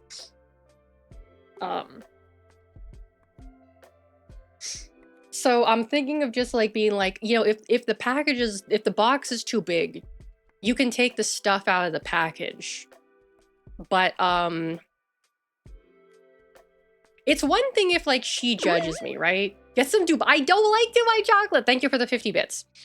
Like it's one thing if she like, why no Labubu? Dude, because it's stupid and Dubai chocolate is gross. I hate pistachio. I'm thinking of just telling her like, yeah, if the box is too big, just take the stuff out of the box. But then like, she lives with her parents. It's one thing if she sees like my weird merch, but like, I'm gonna feel embarrassed if her parents see my fucking my toys, my toys. Because like her parents like me, they think I'm cool, right? So I'm gonna be embarrassed if like, she like takes my stuff out of the box and they're like, oh, I didn't know Alex was that kind of person. They'll see Shar and think he's too handsome. It's so popular right now. My influencer says it's good. Yeah, exactly. I mean, like, What do you think is going to be harder to explain, the General Grievous figure or the Shar and Shalia Bull keychains? I feel like the Shar and Shalia Bull plush keychains are going to be easier to explain because they know I think they know I like Gundam. I think they know I like Gundam. I sent her a picture of some of my. Yeah, she knows I like Gundam. I don't know if her parents know I like Gundam. Yeah, the General Grievous one I think is going to be a little bit harder to explain. Like, why you got this like weird ass robot guy from Star Wars? Why did you buy this? How am I going to explain that? You can just leave them packed until you get there. Well, no, the reason why is because she doesn't want to really like accept stuff that like is really big because she lives with her parents in a tiny apartment. And when I say tiny, I mean tiny. I'm kind of amazed that all three of them can live in that tiny apartment. And so, you know, if it's like a big box, it's going to take up too much space. And I don't want to, you know, I don't want to inconvenience them like that. So, yeah, I'm going to have to, there's a strong possibility that I'm going to have to explain to them why I ordered a General Grievous figure. Because it's like, yeah, like I feel like at least in Japan, it's like ah, okay, you like Gundam. Okay, that's cool. Like, so does like, I don't know, a lot of people. Okay. Like, okay, sure, whatever. But it's like you gotta start like, okay. It would be one thing if it was like, I don't know, a Boba Fett or like a Darth Vader figure or like, you know, any other Star Wars character that's not General Grievous. But it's like General Grievous, it's like, oh, that guy. Really? You bought a figure of that guy? You know? Yeah, Darth Vader would be acceptable because it's like, it's Darth Vader. Okay, yeah, he's cool or whatever. But it's like, really? You got a really General Grievous? Really? That's what you spent your money on? I feel embarrassed. Oh. Even she is probably gonna be like, really? Why did you buy this? Like you like Cinnamoroll. Why did you buy this figure? One of my biggest regrets is one of my biggest regrets is not buying the Kotobukiya General Grievous statue when it came out. Because when it came out, it was relatively inexpensive. Way less expensive than it is now. And then when I went to Japan for the first time in 2016, I was in Nakano, and there was this like Star Wars shop where they had that figure in the window. And I asked them how much it was. And I think they said it was like, they were selling for like $200 or something like that. We drinking tonight? No, nothing tonight. I'm taking it easy tonight. They were selling it for like $200 or something, or like $150. I don't remember. And I was just like, you know, I really want it, but it's too big. I can't, how am I going to get back? Right. It's too big. I don't know how I'm going to get it back. And so I skipped out on it, and I have regretted it ever since, because now that figure is, let me see. $896 on Amazon.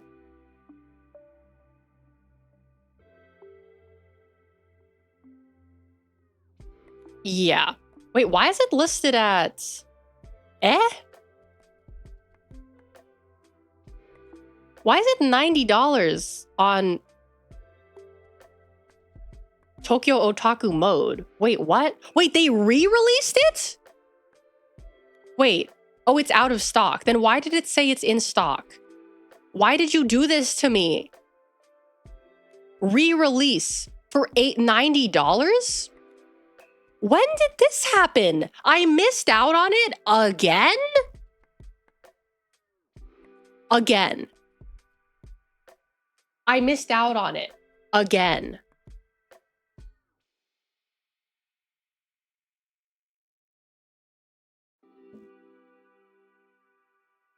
Are you serious? The figure that I've wanted more than anything, and more than any other figure I've ever wanted, got re-released for $90, and I missed out on it.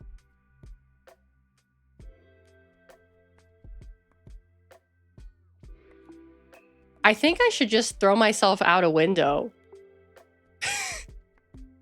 Oh, $370 pre-owned on eBay. What a steal.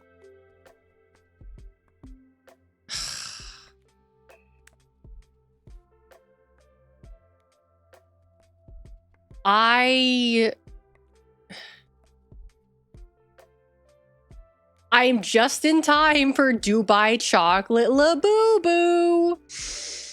Oh my god.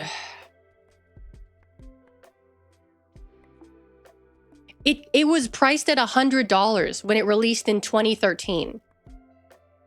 I had $100 in 2013 in my bank account. I had more than $100. I could have bought it, but I didn't. I could have bought it when I was in Japan for the first time, but I didn't. Apparently it got re-released and I could have bought it, but I didn't. I think it's just not meant to be. I think I just need to give up on this figure. I think it just wasn't meant to be. Like, okay, I'm getting one. I'm going to get one at the end of this year. You know what? I just need to take what I can get. I just need to take what I can get. It's not meant to be. It wasn't meant to be. It wasn't meant to be. Yeah, those grapes are sour. Those grapes are sour. You know what? It's fine. It's fine. I'm probably never gonna get my Holy Grail figure, but it's fine. It's fine. Because I have better things to spend my money on. And more important things to do with my life. It's fine.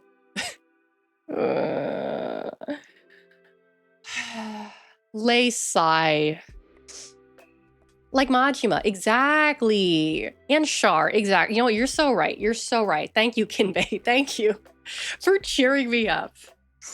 Oh, God, that's another thing I want to do when I go back to Japan. I want to go buy myself a little Majima, like either a little Majima doll or a Majima keychain. And then I want to do oshikatsu with it in Kabukicho. But I don't want to go by myself to Kabukicho. So I want to see if I can get my friend to come with me. But frankly, I don't think she wants to go to Kabukicho, even if it's with me. So I don't know how I'm gonna... I mean, okay, I'm thinking like, okay, if she doesn't want to go with me, then I just go to the sign on like, I don't know, a weekday, like really early, like 10, 11 a.m. I do my oshikatsu, I take a picture, and then I skedaddle. What I'm gonna do. That's what I'm gonna do. Because I am hoping that the Sega store that they're gonna open in Japan has Majima merch. Is Kabukicho sus? If you have played the Yakuza game, you know what's going on at Kabukicho. But it's basically like, it's known as the sketchiest area of Tokyo or in all of Japan. The quote-unquote sketchiest and most dangerous area.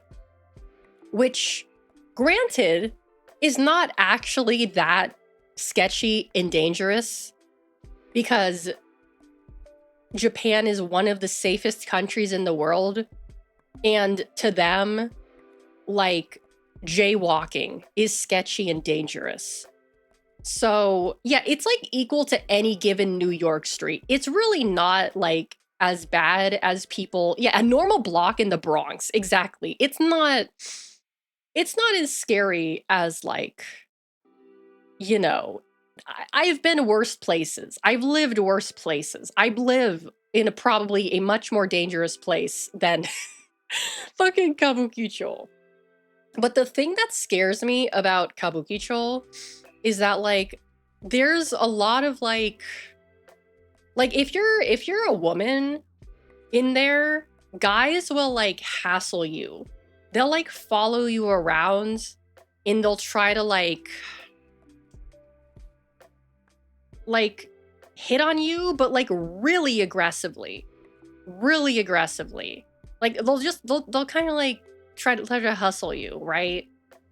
And it's like I've seen videos. They're very persistent, and that kind of freaks me the fuck out. Does that happen to foreign women as well? I have no idea. Frankly, I don't think like I'm not saying like, oh, I'm so beautiful. I bring all the boys to the yard. They're gonna follow me around like a fucking Katamari, right? No, not a Katamari. Like a fucking Pikmin. I'm not saying that, right? I'm just saying like, you know, I'm still a woman, right? So that's kind of something you kind of have to expect. For all I know, it could be worse because I'm a foreigner. For all I know, it could be worse, right? For all I know, it could be worse. But I don't know it. I don't really want to find out. I feel like if I go there, like also because I think I don't know if this is still true. I know they banned public drinking in Shibuya like last year or the year before. I don't really know what the deal is with that and Kabukicho. I don't really want to find out either. So yeah, I just kind of want to like part of me, I want to explore there, right? I want to walk around and be like, whoa, that's the building where I fought that guy in Yakuza, right? Because it's like, every time I see like a video or a picture of like Kabukicho, I'm like, I recognize that building. I know where that is. I've been there before. Right? But like obviously exploring Kabukicho in the Yakuza video game is like going to be different than exploring it in real life, you know? If that makes sense. Like I'm physically safe in my room because, you know, obviously I have to fight dudes in the game. Yeah, I want to go there and I want to soy points. I want to soy points at everything. I want to soy points. I really want to soy points. Yeah. This is just like my video games. Ouch, owie. Exactly. Yeah. Wait, are they selling these as a set?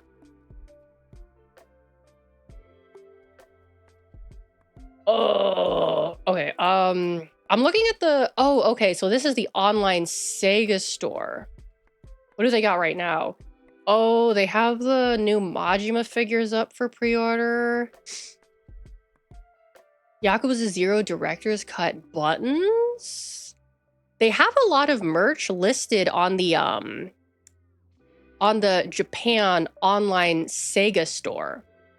So God willing, they sell it at the pop-up. I don't know if it's a pop-up or if it's a permanent edition. I don't know.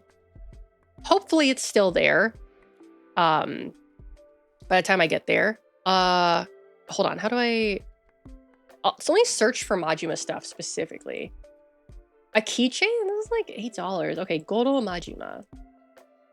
Let's see what we got. I really want the little plush toys that they released last year.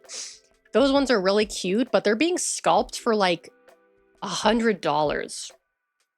There's a lot of grinding on the director's cut for the Switch? Really? Huh.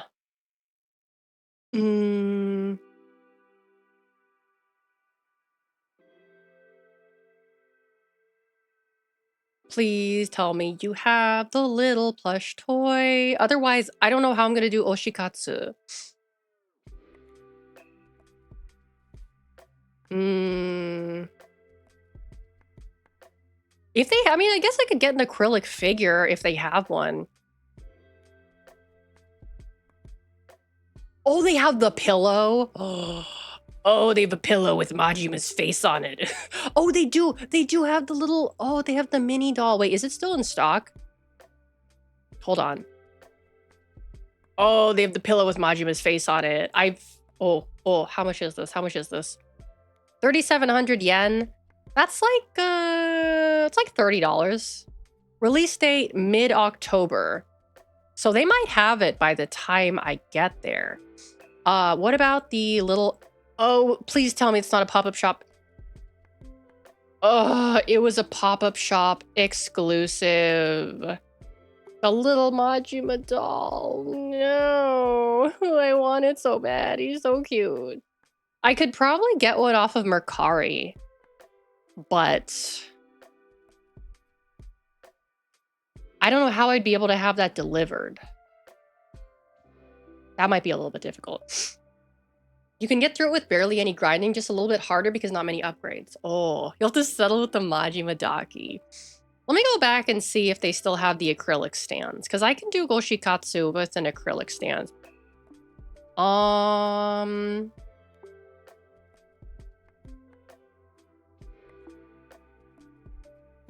Are you still available? Oh.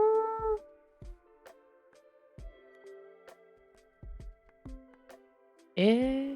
Oh, why would you buy? Hold on. They have acrylic stands of all the characters, including Shimano. Why would you buy an acrylic stand of Shimano? Why would you want to have his face in your house? Why would you want to look at that bastard every day? Why would you want that? So you can burn it. Yeah, okay. Yeah, you know what? I see it. Buying a Shimano acrylic stand and then smashing it with a hammer. That might actually not be that bad. Okay. Okay. I mean, it would still be a waste of money because you're just buying it to destroy it. But okay. There's another acrylic stand. Are these? Yeah, Shimano is he's the fat ball dude. I would not even call him a dude. I would go as far to say he's a bastard. Which, to be fair, he is. Okay. NTR coded pro tag.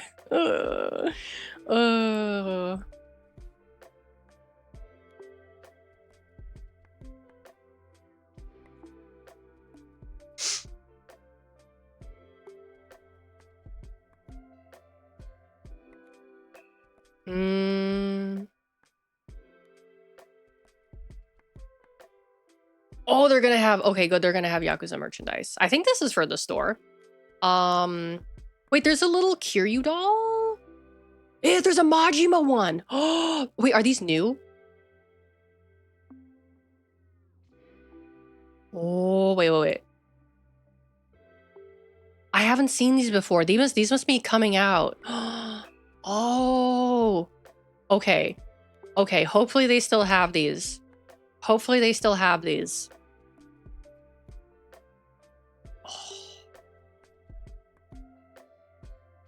Yeah, this is the one in Parco. Okay, so hopefully they're still there. When is this gonna open? Is it on October? Does it say when it's gonna open?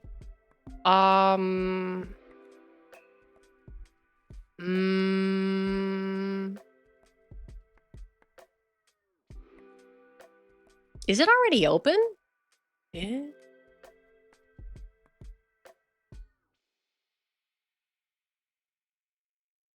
Hold on. Blah, blah, blah.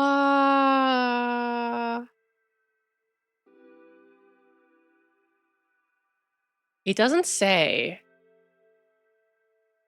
Okay, well, whatever. I'm gonna be there anyway. So I'll figure it out. I'll figure it out. I still need to figure out what exactly I'm gonna do with my time because I'm gonna have a lot of free time. I don't have anything planned. So I'm thinking, since my friend is most likely gonna be working during the weekdays, I'll probably have the majority of my week time to myself. So I guess I'll just dick around. I do want to.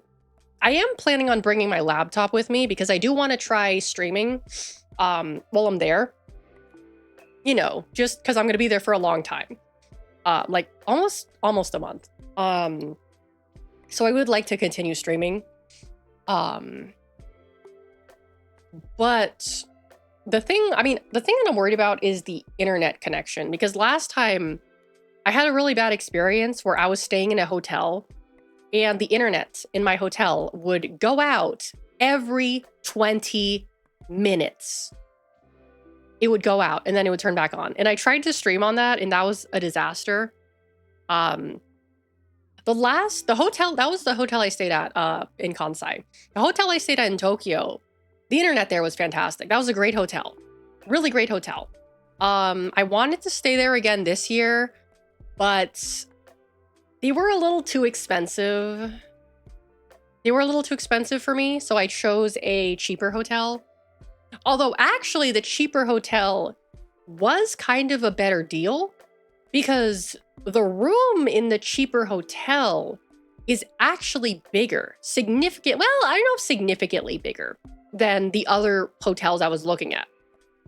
I think the rooms were like 140 foot squared, whereas a lot of the rooms I was looking at were around like 100 to 120 foot squared. So if you've ever stayed in the Japanese hotel before, you know you don't get any wiggle room. You don't even get any suitcase room. So, you know, having like an extra 20 foot squared or whatever, that's pretty good. Might need a little travel router or pocket Wi-Fi. I don't want to stream off of a pocket Wi-Fi. I really don't. Because that would cost money. Whereas hotel Wi-Fi free. But I looked at the reviews. The reviews said that the internet was pretty good. And I don't know if you saw that article that just came out, but apparently Japan has achieved the fastest internet speed in the world, which was like one petabyte or something. They said it was like fast enough to download the entire Netflix catalog in like under a minute or something. I don't remember, but I guess they did that in a lab or something. That's really fast. And I've had pretty good experiences with the internet speeds in Japan. The only thing, what was I gonna say?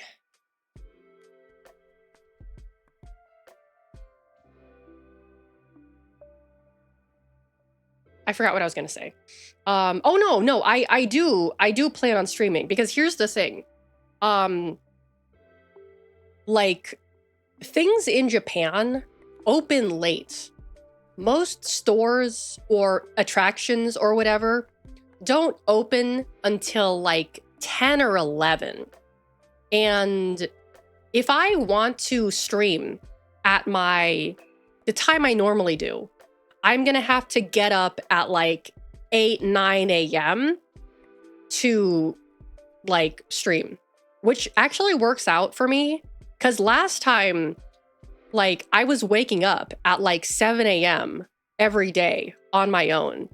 And I was like bored out of my mind because like everything I wanted to do, like nothing's open. Like all I can really do is like get breakfast and just sit around twiddling my thumbs.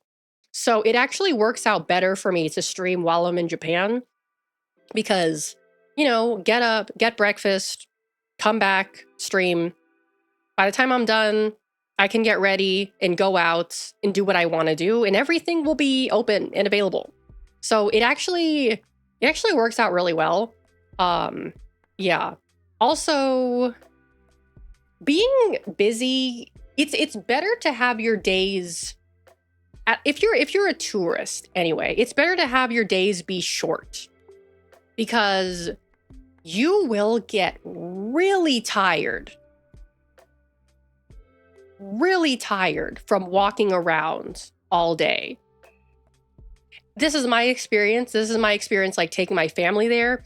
If you are vacationing in Japan, you should never plan full days. Never plan full days.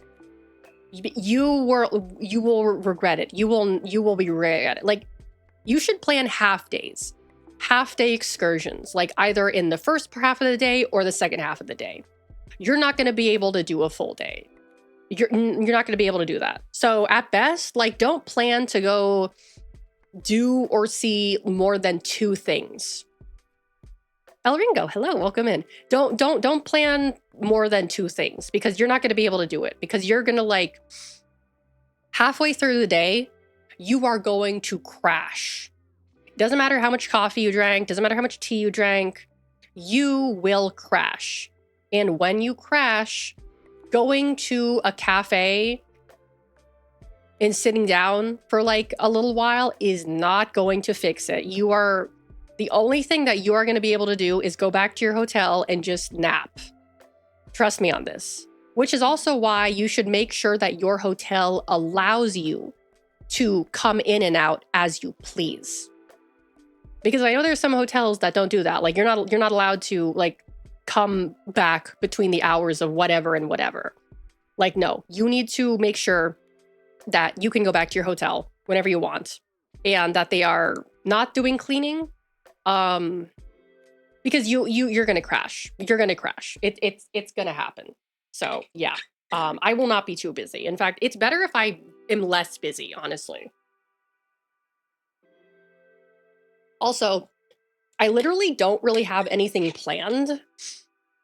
Like, I mean, I have like one thing planned. I have places I want to go. I have things I want to see, but I don't really like. I'm not doing anything, if that makes sense. Like, I just kind of want to walk around and go like, okay, today I'm gonna walk around Shibuya. Today I'm gonna walk around Akiba. Today I'm gonna walk around,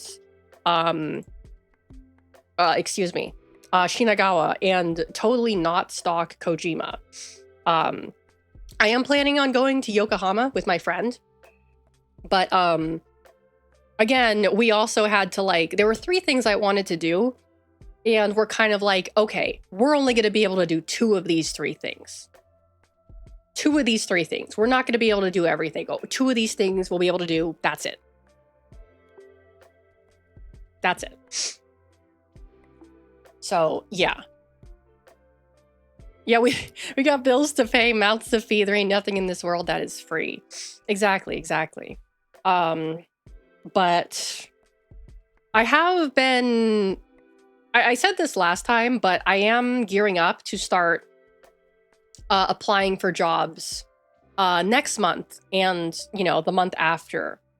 And I've really been trying to think about how I'm gonna continue streaming, because more than likely when I am, when I've moved and I'm working like a full-time or a near full-time job, I'm probably not going to have time to stream as frequently or at the same time that I normally do.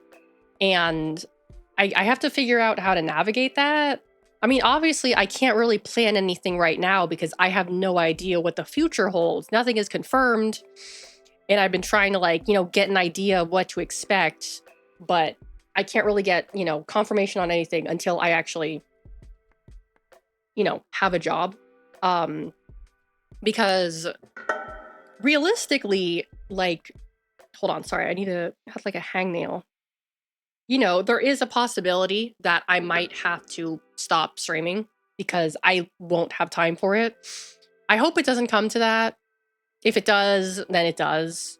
But realistically, it would actually be better for me to continue streaming as much as I can, because $50 to $100 a month in USD converted into yen, that's a decent amount of money, to like extra money to have every month.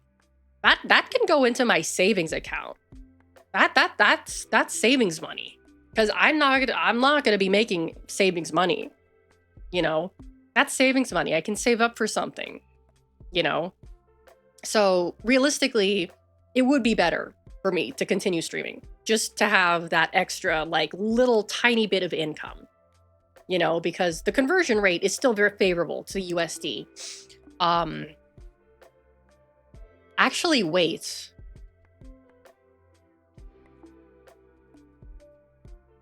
I don't know. Ooh, I'm gonna have to look into that, because if I'm not living in the US, I would have to change my country of residence on Twitch so that... Oh, I'm gonna have to ask someone about this, because that might actually change how much money I make if I'm getting my Twitch money in yen. And also taxes. Oh, I didn't think about that. Okay, well, I'll cross that bridge when I get to it. Thankfully, I do have someone who I can ask about these kinds of things. But an offshore Twitch account, I do not want to commit tax fraud, because I don't want to pay double taxes. I do not want to pay double taxes. Paying taxes in Japan and the US, I do not want to do that. I do not want to do that. And I'm gonna have to look into this. I'm gonna have to look into this, because that could complicate things. Okay, well, like I said, that's a problem for future me. That's a problem for future me. I don't have to worry about that route. I can't even worry about that now, because there's nothing I can do about it. I don't have confirmation on anything. Okay. Okay, let's find something else to talk about so I don't have to think about that.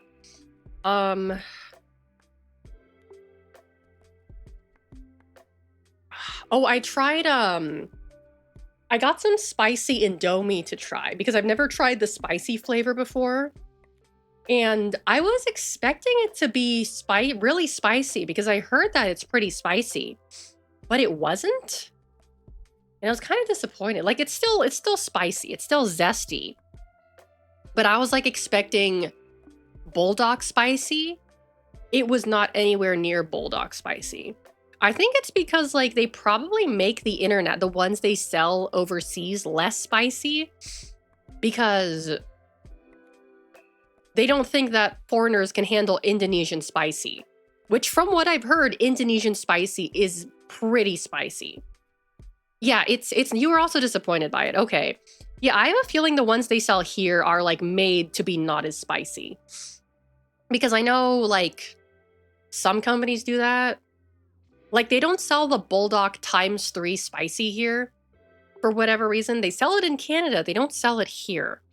I stocked up on a couple packets of Bulldog 2X in case I have to do a spicy noodle stream in the future.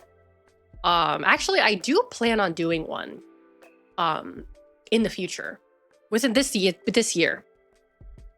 I don't really know when yet. Oh, I need to get another tissue. I'll be right back.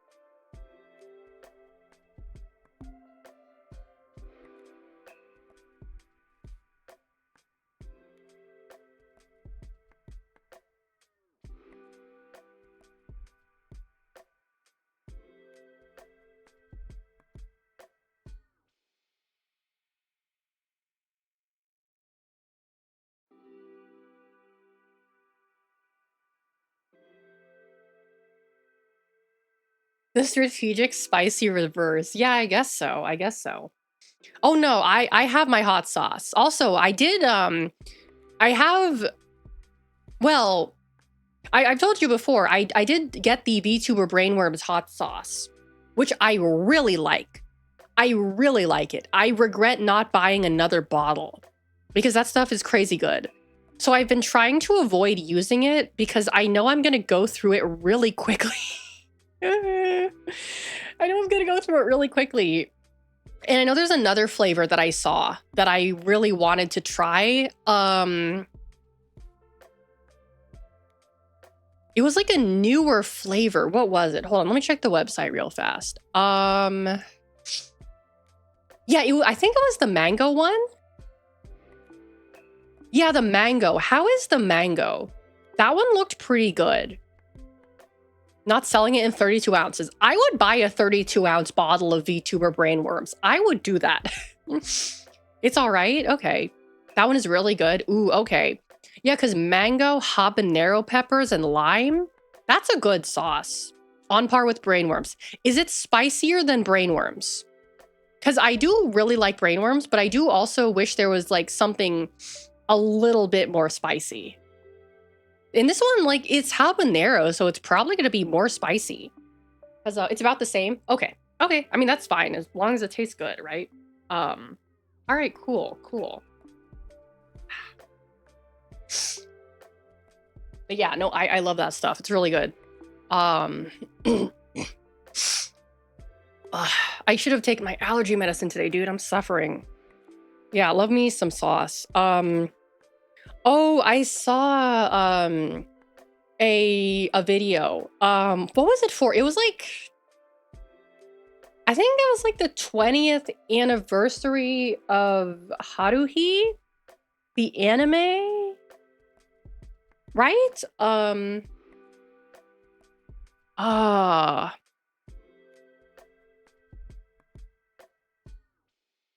Yeah, it's like gonna be the 20th anniversary.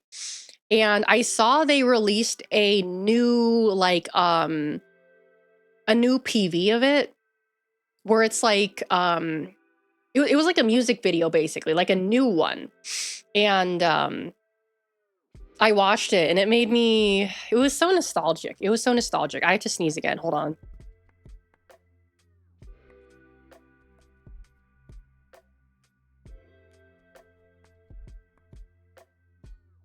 Oh my god. Oh, my allergies are killing me. So I was very pleased. And then a little bit later, I went and watched a performance from um uh, sorry, my allergies. Aya Hirano. There was a performance Aya Hirano did in Japan, I think, a few years ago, where she sang Boken Desho Desho and the opening. And I got legitimately emotional. Because I remember when Aya Hirano got quote unquote canceled for, you know, sleeping with a band member or having a relationship with one of her band members or something like that. And, you know, with how Japan is about that kind of stuff, she basically got like blacklisted for a long time. And, you know, then, you know, a couple years ago, she started getting like VA roles again. And, you know, it made me really happy. I think one of, let me check. What were her most recent VA roles? Hold on.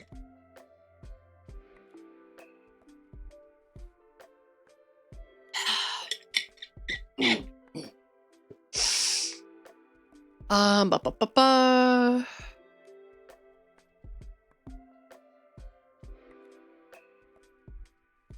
Where was it? Lucky Star. When did that happen?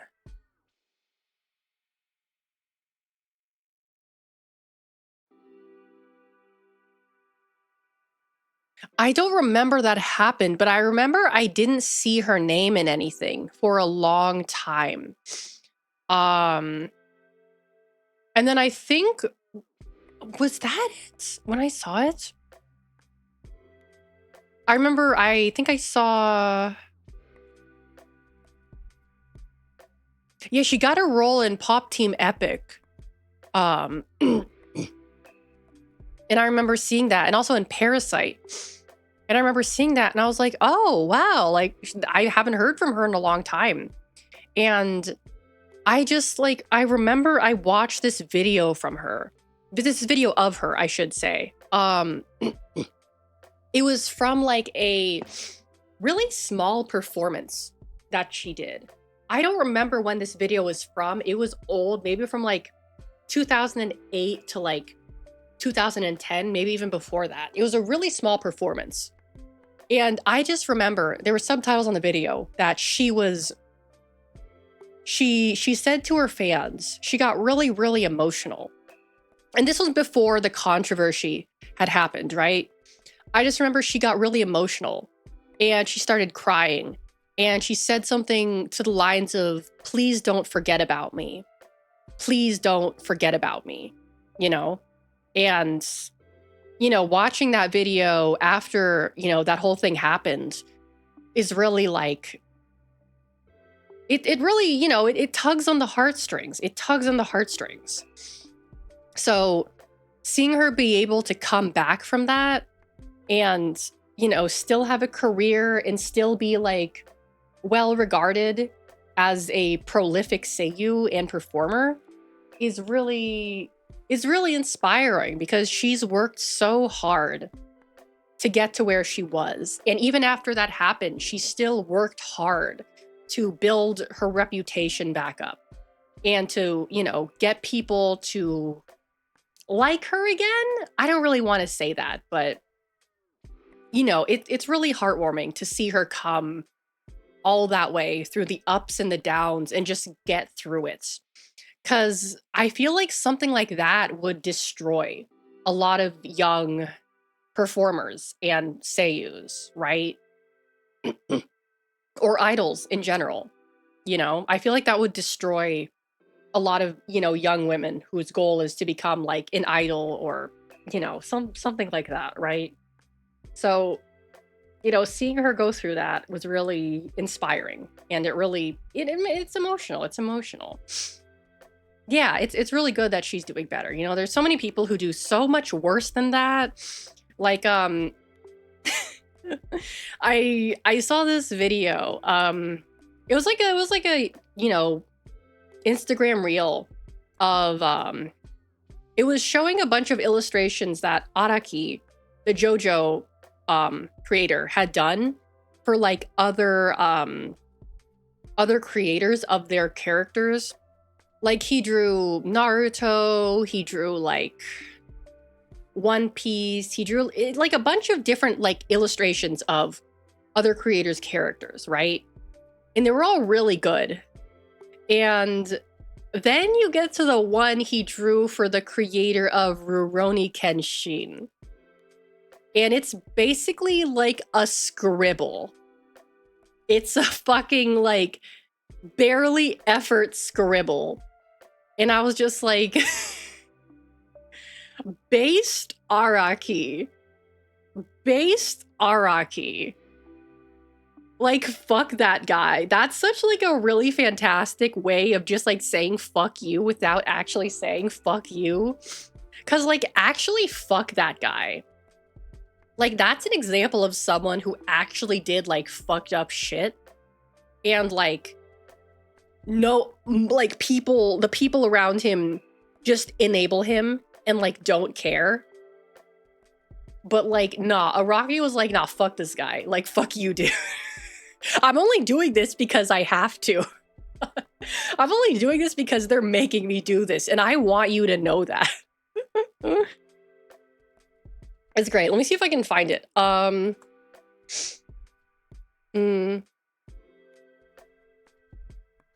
like compare it for you, because it's really funny. It's really funny. Oh yeah, links in my chat, please. Okay, like here's a picture of it. Is this like an edited picture? Or is this the, hold on. That's really small. Okay, this is bigger. Ah,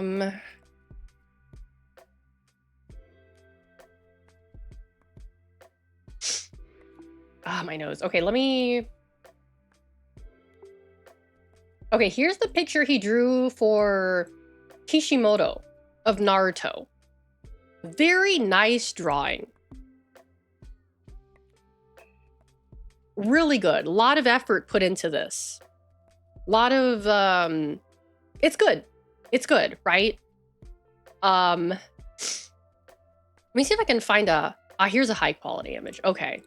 Zesty, very zesty. And, here is the image that he drew for, Rurouni Kenshin.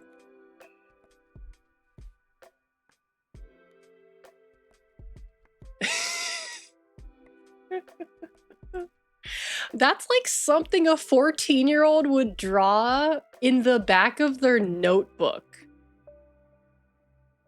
This literally what it looks like a 14-year-old like sketch on the back of his notebook.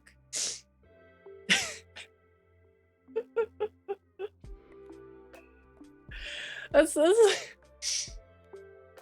he didn't even fucking bother coloring inside the lines. There's like a compilation of works that were drawn by other manga artists for the Rurouni Kenshin guy. And unfortunately, most of these have a decent amount of effort put into them, for the most part. And then Araki's drawing is just like, nah, fuck this guy. I'm only doing this because they're making me do it. I'm only doing this because I have to.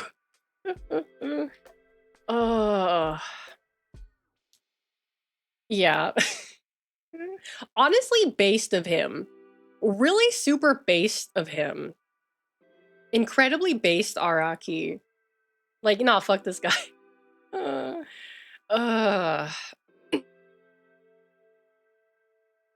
Like, yeah, fuck you. 4-minute drawing is what you're getting. Exactly. 4-minute drawing? Yeah, that's all the time that I'm going to spend on you. And that's more time than you deserve. Galko-chan. That sounds familiar. Why does that sound familiar? Oh, this show. I think I started watching this show and then like I got bored of it really quickly and I dropped it. What's the deal with the creator of Galko-chan? Is he like, did he also do a bad touch to a child? Is that also something that he did? If so, that's unfortunate. Oh. Yeah, that's pretty bad. That's, yeah, that's Kenshin level bad. Oh, yikes, yikes. That's, yeah, jail, prison, life in prison. He's probably a free man. Knowing how they treat that kind of stuff, he's probably a free man. What, a little ignorant, what does that mean? Child sexual exploitation material, I believe, is what that stands for. So, yeah. Now he's on probation? Of course. Yeah, of course. Okay. Of course. Okay, here's an article on it. From, receives suspended sentence? So yeah, send him to the wood chipper. He imported, of course it's, oh, okay, it's from Germany. Hmm. He had his serialization suspended shortly after. A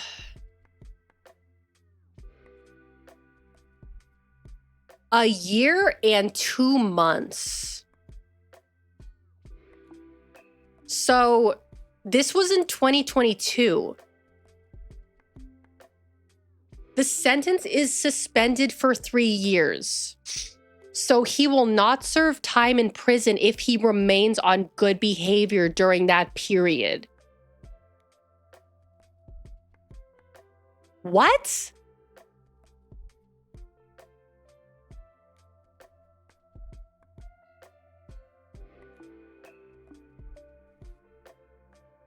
What?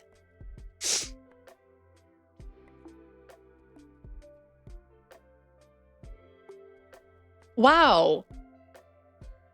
Okay.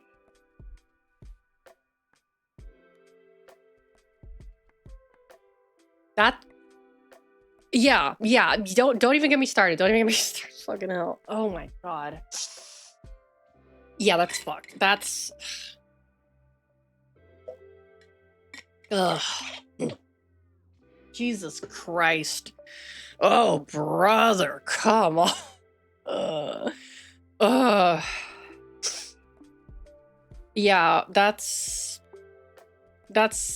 not great, to say the least. What a wonderful world we live in. I need to change the topic because now I'm getting depressed. Ugh. Oh, okay. This is kind of funny. We're going back to Kojima again. Because he's my special interest. So a while ago, Kojima said in an interview, someone asked him, like, why are there like no Asian people in your games? Very hard-hitting question. And the the reason that Kojima gave was that Asians just have such naturally perfect and beautiful skin that it's hard to make them look real because they have such perfect, beautiful skin that when you like, you know, scan them and put them into like the computer video game, they look too perfect. They look fake, right? Because they're just so perfect and beautiful. Now listen, this is bullshit, but he does have a point, and I will explain. So obviously this is bullshit because if you've ever played a Yakuza game before, you know the depth of detail they put into these characters. You can see every pore, wrinkle, and hair, facial hair, on Kiryu, Majima, any one of the characters in that game, right? Very detailed, very detailed. It is possible. However, Kojima doesn't want to put old Japanese men in his games. He wants to put beautiful young women in his games. Okay, so this is a self-inflicted problem. However, I will say that despite me glazing Yakuza for their realistic depiction of Asian man's skin, I mean, actually, I've seen Asian men with better skin than Kiryu, if we're being frank here. But regardless, Yakuza also has this problem. If you look at pretty much any of the female characters in Yakuza, besides like the old ladies, they all have perfectly smooth, almost waxy, plasticky complexions. The most notable example being Makoto from Yakuza 0, which, you know, if you seeing her, yeah, Makoto came out pretty well, but in comparison, when you put her next to Majima, right, she looks like a plastic doll because her skin is so smooth and poreless and, you know, it's so smooth. Granted, she does have some, you know, she does have some like moles, she does have some freckles, but her skin texture, they look, yeah, they look like they're from two different games. Her skin is so smooth and perfect, right? And from what I've observed, like the other Yakuza characters seem to have like female characters seem to have this same issue. So it as you know, Yakuza Ryuga Gotoku Studio is not free from this problem. And like I said, this is a self-inflicted problem because Kojima only wants to put beautiful, perfect young women in his games, which is fine. If he wants to do that, he should be allowed to do that. I don't think that game devs should be forced to put ugly people in their games. They can do what they want. But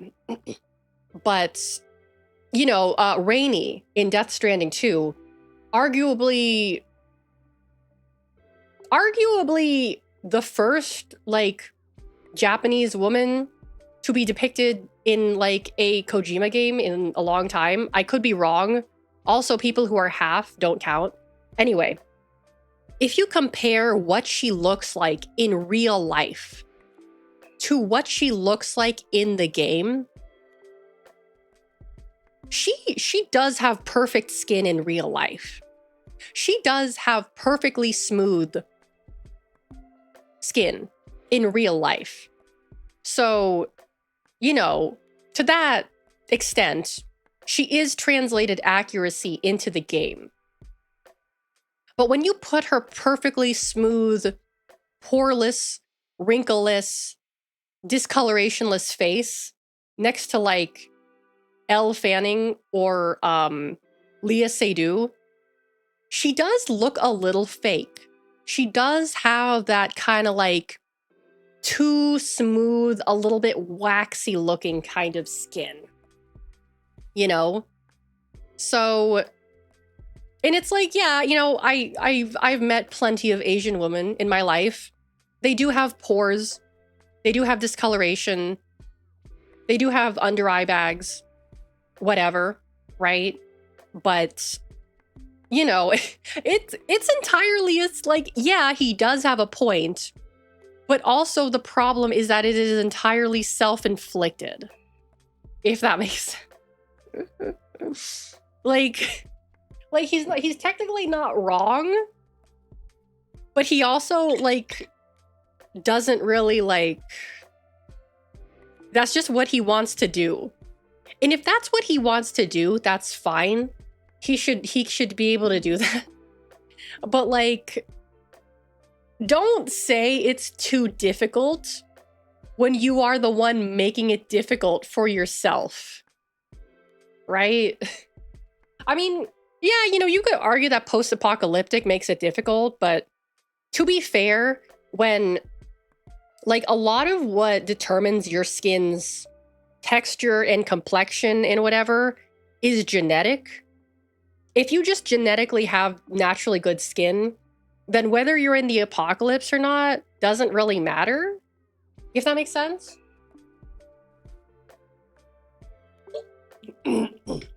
Like, there are straight up just some people who are like, who have naturally perfect skin, and all they do is just splash water on their face every single day. That's all they do. And they don't, no pimples, no pores, no wrinkles, no nothing. They just genetically have really good skin. Like, those people exist. I've met those people. I've seen them. And I'm filled with an intense jealousy and rage whenever I see someone like that. I had this Filipina coworker at my old retail job. And I thought she was like, I thought she was younger than me. I thought she was younger than me. And I was already like, I don't know, like 20 or something. I thought she was younger than me. Right? Um, and because she was short, she dressed and acted pretty young, and she also had like perfect skin. Smooth, wrinkleless, poreless, no eye bags. She just had perfect skin. And so like, okay, she's probably younger than me. This is her first job, right? And then I find out that she's 40. I found out that she was actually 40 years old.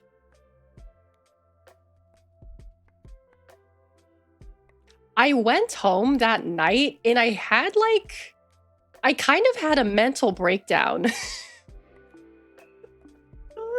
Because like, I am white. I am not going to age like that. That's not fair. I'm white. That's not gonna happen to me. I was so upset. Oh, Lay, welcome in. I was so upset. And that has been the case for like every Filipina woman I have ever met. They have like beautiful skin. Beautiful, smooth skin. With like, yeah, that's what I'm saying. It's all in the genes. It's all in the genes. They have like beautiful, perfect, smooth skin with like no discoloration, wrinkles, or eye bags. And I'm like, what the fuck? That's not fucking fair. That's not fucking fair, dude. Come on. They're all like, they look 20 years younger than they actually are. Oh my god, it's not fucking fair. Being a NEET does keep you young. And to be fair, I am a NEET. So sun exposure is not really a problem for me. Although I was on swim team for a good portion of middle school and elementary school. So I might have screwed myself over with that. But to be fair, that was not my choice. That was against my will. Do not call me that, Lay. Do not call me that. Not even ironically. I'm serious. Yeah, as they say, Asian don't raisin. Asian don't raisin. That's what they say. And to be fair, yeah, I very rarely seen an exception for that. to that saying. I very rarely seen an exception to that. And there is a science to it. When you have more like melanin or oil in your skin, it does like keep you, it does like prevent you from aging as quickly for whatever reason. So that's part of the reason why I'm kind of skeptical of like K beauty and like J beauty, because it's like, how much of it is actually because of this like $200 Shiseido cream, and how much of it is you're just genetically predisposed to looking like that, you know? Like, I'm just like, like, is it really your 11-step skincare routine? Or is it just because you wear sunscreen every day and you've eaten kimchi every single day since you were like 2 years old? Right? Like, is it really that? Or is it because you just, yeah. Yeah, no, I do have a fear of aging. I do. I mean, my mom looks very good for her age. And to be fair, like, my dad does too. Like, he still has all his hair and all his teeth. So I feel like I don't really have that much to worry about. But, you know, I feel like I should probably start doing more stuff soon. My skincare routine is very simple. Way simpler than it used to be. I wash my face. I use a toner. I use a serum. I use moisturizer and an eye cream. That's all. I used to do more stuff. I used to be like, oh, I have an essence or whatever. Occasionally I'll do a sheet mask, but those are just more because they feel good. Like sheet masks don't really do anything for you in the long run. They just feel good. That's it. And it's fine. You know, like sheet mask is not gonna like cure your acne or whatever. They just feel good. Yeah, no, the sun. It's because of the sun. It is because of the sun. The sun is evil. The sun will kill you. The beach doesn't make you old. The sun makes you old. Are Korean skincare products legit? That's the thing. I don't know. I don't know. I genuinely don't know. Like, people say they are, but I don't know. You know? My dad aged gracefully. Oh, and he looks like he's 60. Nice. Also, he's a hoe. Affectionate. Okay, good for him. The sun that makes you old. Exactly. The sun that makes you old. Yeah, the sun that makes you old. How unfortunate. How unfortunate. Yeah, the sun that makes you old. Well, I'm very disappointed that I couldn't get the 1440p streaming to work. I'm a little disappointed on that. So I'm probably just going to go back to just streaming in 1080p, just single bitrate or whatever from now on.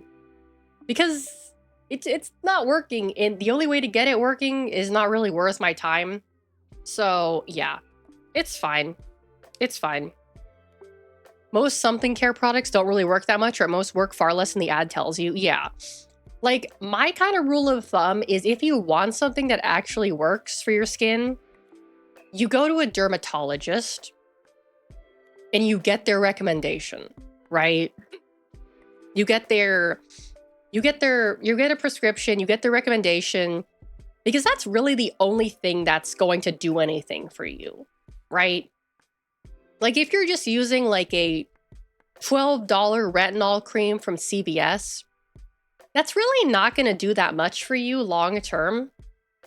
You know, if that is actually a point of concern for you, then you should go to a dermatologist and see if you can get on tretinoin or something like that, right? If, you know, you're willing to go through all that entails, because very strong, you really have to be careful when you're using like tretinoin or like prescription strength retinol products, vitamin A, because that will make your skin hypersensitive to the sun.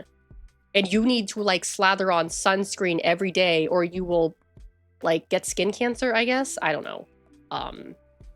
Because like when I had acne as a teen, and I tried so many things.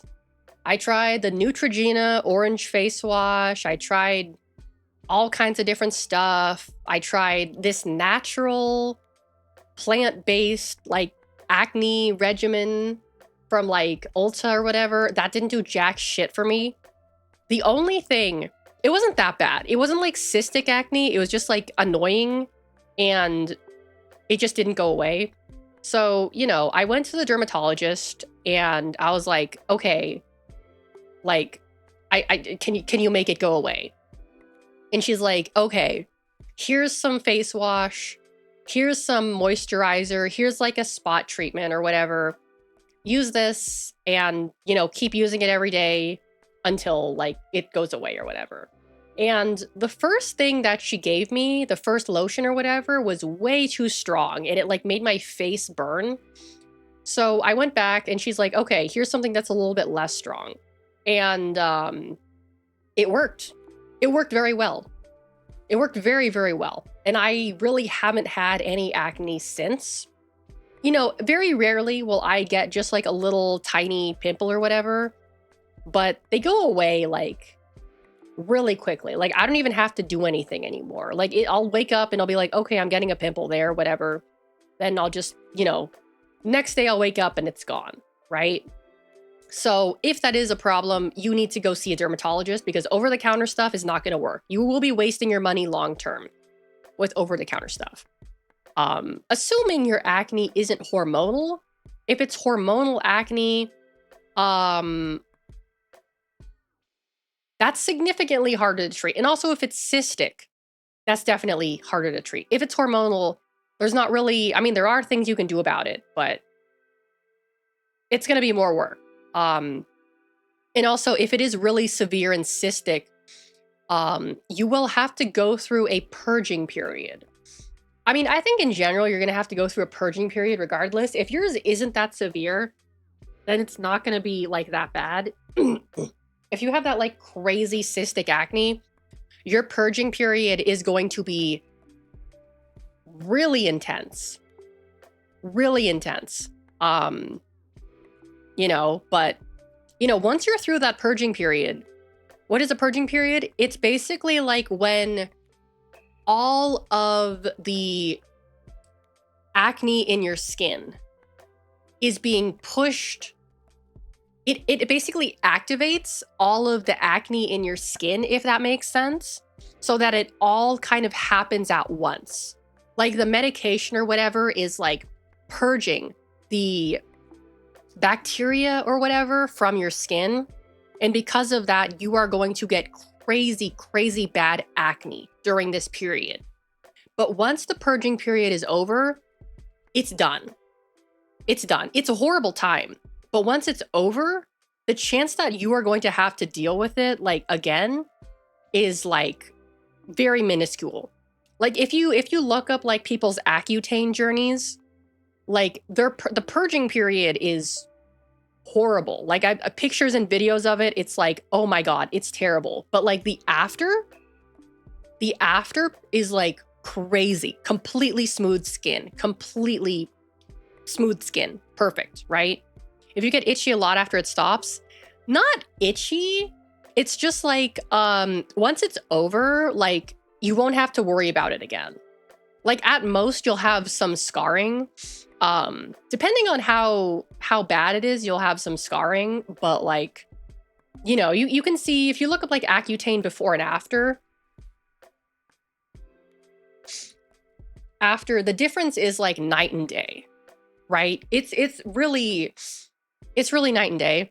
But I was never on Accutane, for the record. Mine was never bad enough for that, thank God. But it does work. It does work, but you have to be willing to go through that purging period. And to, you know, keep up your regimen like every day, right? But yeah. So, you know, that's why it's like for skin stuff, it's really like if something is actually bothering you and you do want to change it, see a dermatologist. Like yeah, like it costs money. Usually dermatologists aren't covered by insurance, but consultations are usually free, if not inexpensive. So, you know, you can get a consultation and they can kind of give you some options and you can decide like if you want to pursue those options, if you financially can, if you know, can justify doing it because of, you know, you just, you know, the purging period or the pain, because it will make your face hurt. Your face will hurt. Like it just kind of like, it will make your face hurt. It will make your skin way more sensitive. It will make your skin incredibly sensitive. But honestly, like, it's worth it in the long run. I really think something like that is worth it in the long run. If it's something that is really like fucking with your self-esteem. No, we're talking about Accutane, retinol, vitamin A, not that kind of stuff. I once asked for a retinoid, but I'm sure it wasn't Accutane. If you guys do want a recommendation for an over-the-counter retinoid that does actually work, let me actually make sure this is a retinoid. Like for acne, is look into adapalene gel. Adapalene gel. It's available over the counter. You can get it like brand name or like store name, 0.1%. It works really well and it's relatively inexpensive. relative in comparison to like other stuff. It works extremely well, relatively inexpensive. Um, it um, it can, I mean, any kind of, it can sensitize your skin. It can make your skin a little bit. It is a retinoid. It is a retinoid. It can make your skin sensitive. It can irritate your skin. But, you know, in general, if you put something on your skin and it burns or it like itches really strongly or it doesn't feel right, then don't use it. You know, like some things will like be a little bit tingly, but if it feels wrong, if you feel like this doesn't feel right, then don't use it. Like if it hurts, don't use it, you know?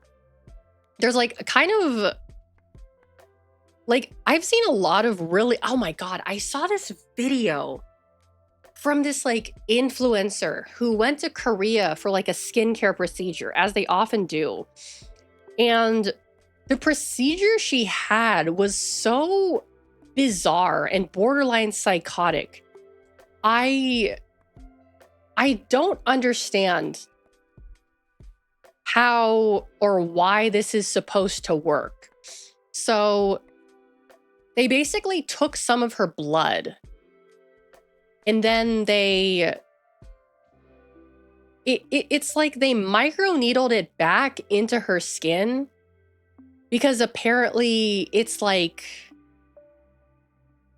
she said it was like something to do with your stem cells. They're putting your stem cells back into your skin to like help with stuff. And I was like, what? That's psychotic. What? Hold on.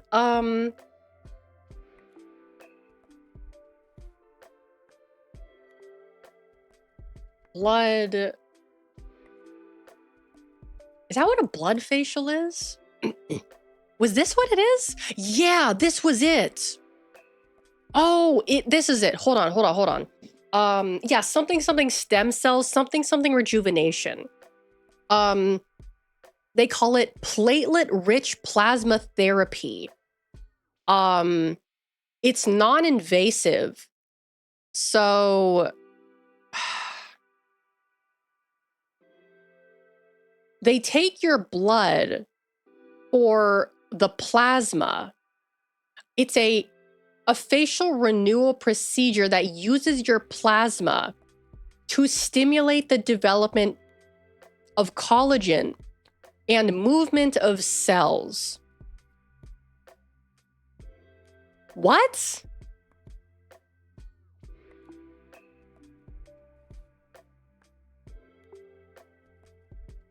What? They take out your blood and then they like enrich it and then they re-inject it into your face?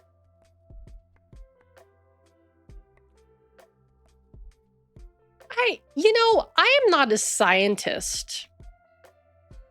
I am not a scientist. I am not a doctor.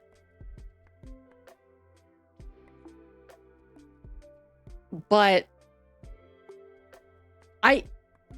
the science of this seems a little bit, I don't know about this one. I don't know about this one. I think this might be a scam. I could be wrong. But this genuinely sounds like a scam to me. They draw your blood, they put it in a centrifuge. They take the plasma and then they give you tiny injections of it.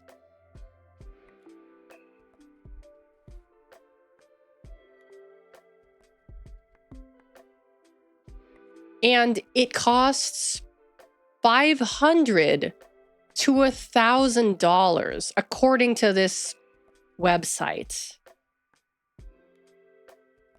That's a lot of money for something that sounds like complete bullshit.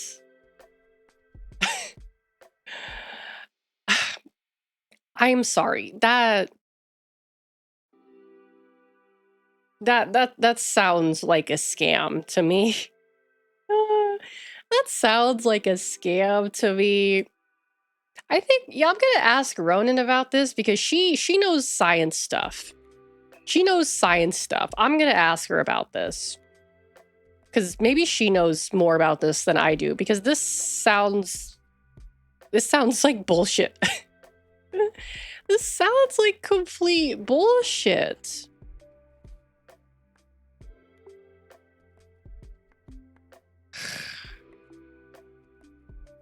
That's I don't know. No, that's oh my god. I mean, I can't do needles to begin with. Like when I was whenever I get an injection of any kind, I have to, turn my head or close my eyes. And yeah, they take blood, spin it fast, and then put it back. That's literally what they do. And that's supposed to make your wrinkles go away. I don't know. And you pay like $500 for that. I don't know. That sounds like bullshit. I don't believe that. I don't believe that. No, I don't believe that. Yeah. No. It's like one of those things that like, that's all I need on my face. I just, I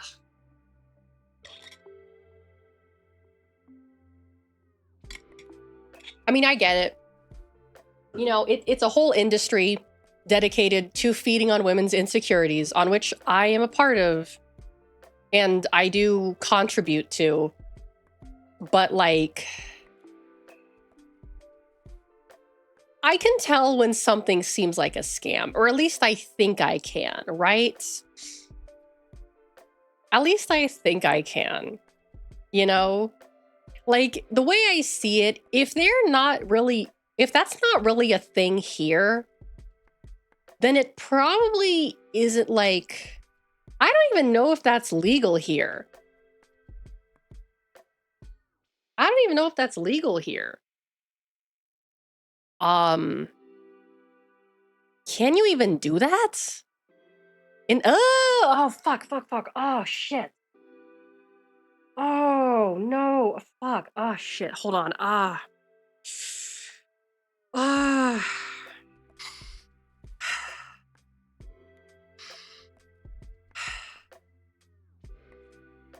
Fuck.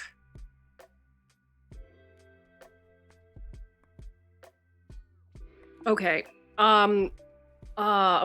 Okay.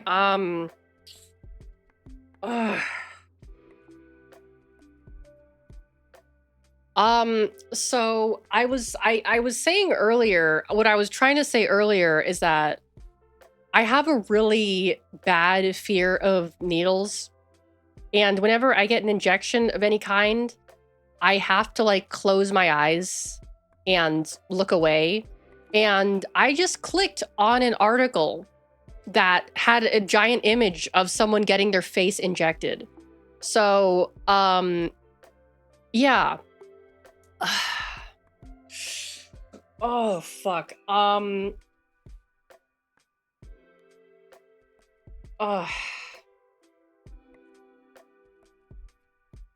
I think I need to end stream. I'm sorry. Shit.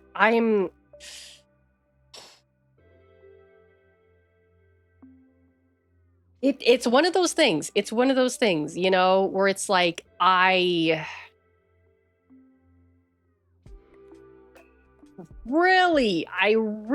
can't even see them. I can't even look at them, or I will like freak the fuck out.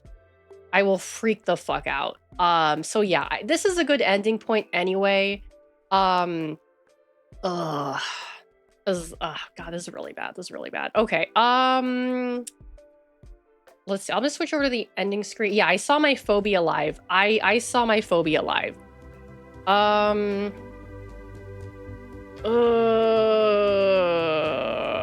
Yeah, I think I'm just gonna end here for today. Tomorrow's Saturday, right? I'll be streaming Saturday. Tomorrow, which is tomorrow. I don't know what I'll be doing. Same time as usual, 3 p.m. Pacific, 6 p.m. Eastern. Yeah. Thank you. Fuck, I'm really mentally... What do I say? What do I say? What do I normally say? Thank you for watching my stream. Have a good morning, afternoon, or evening, wherever you're from. Hopefully, I'll see you all next time.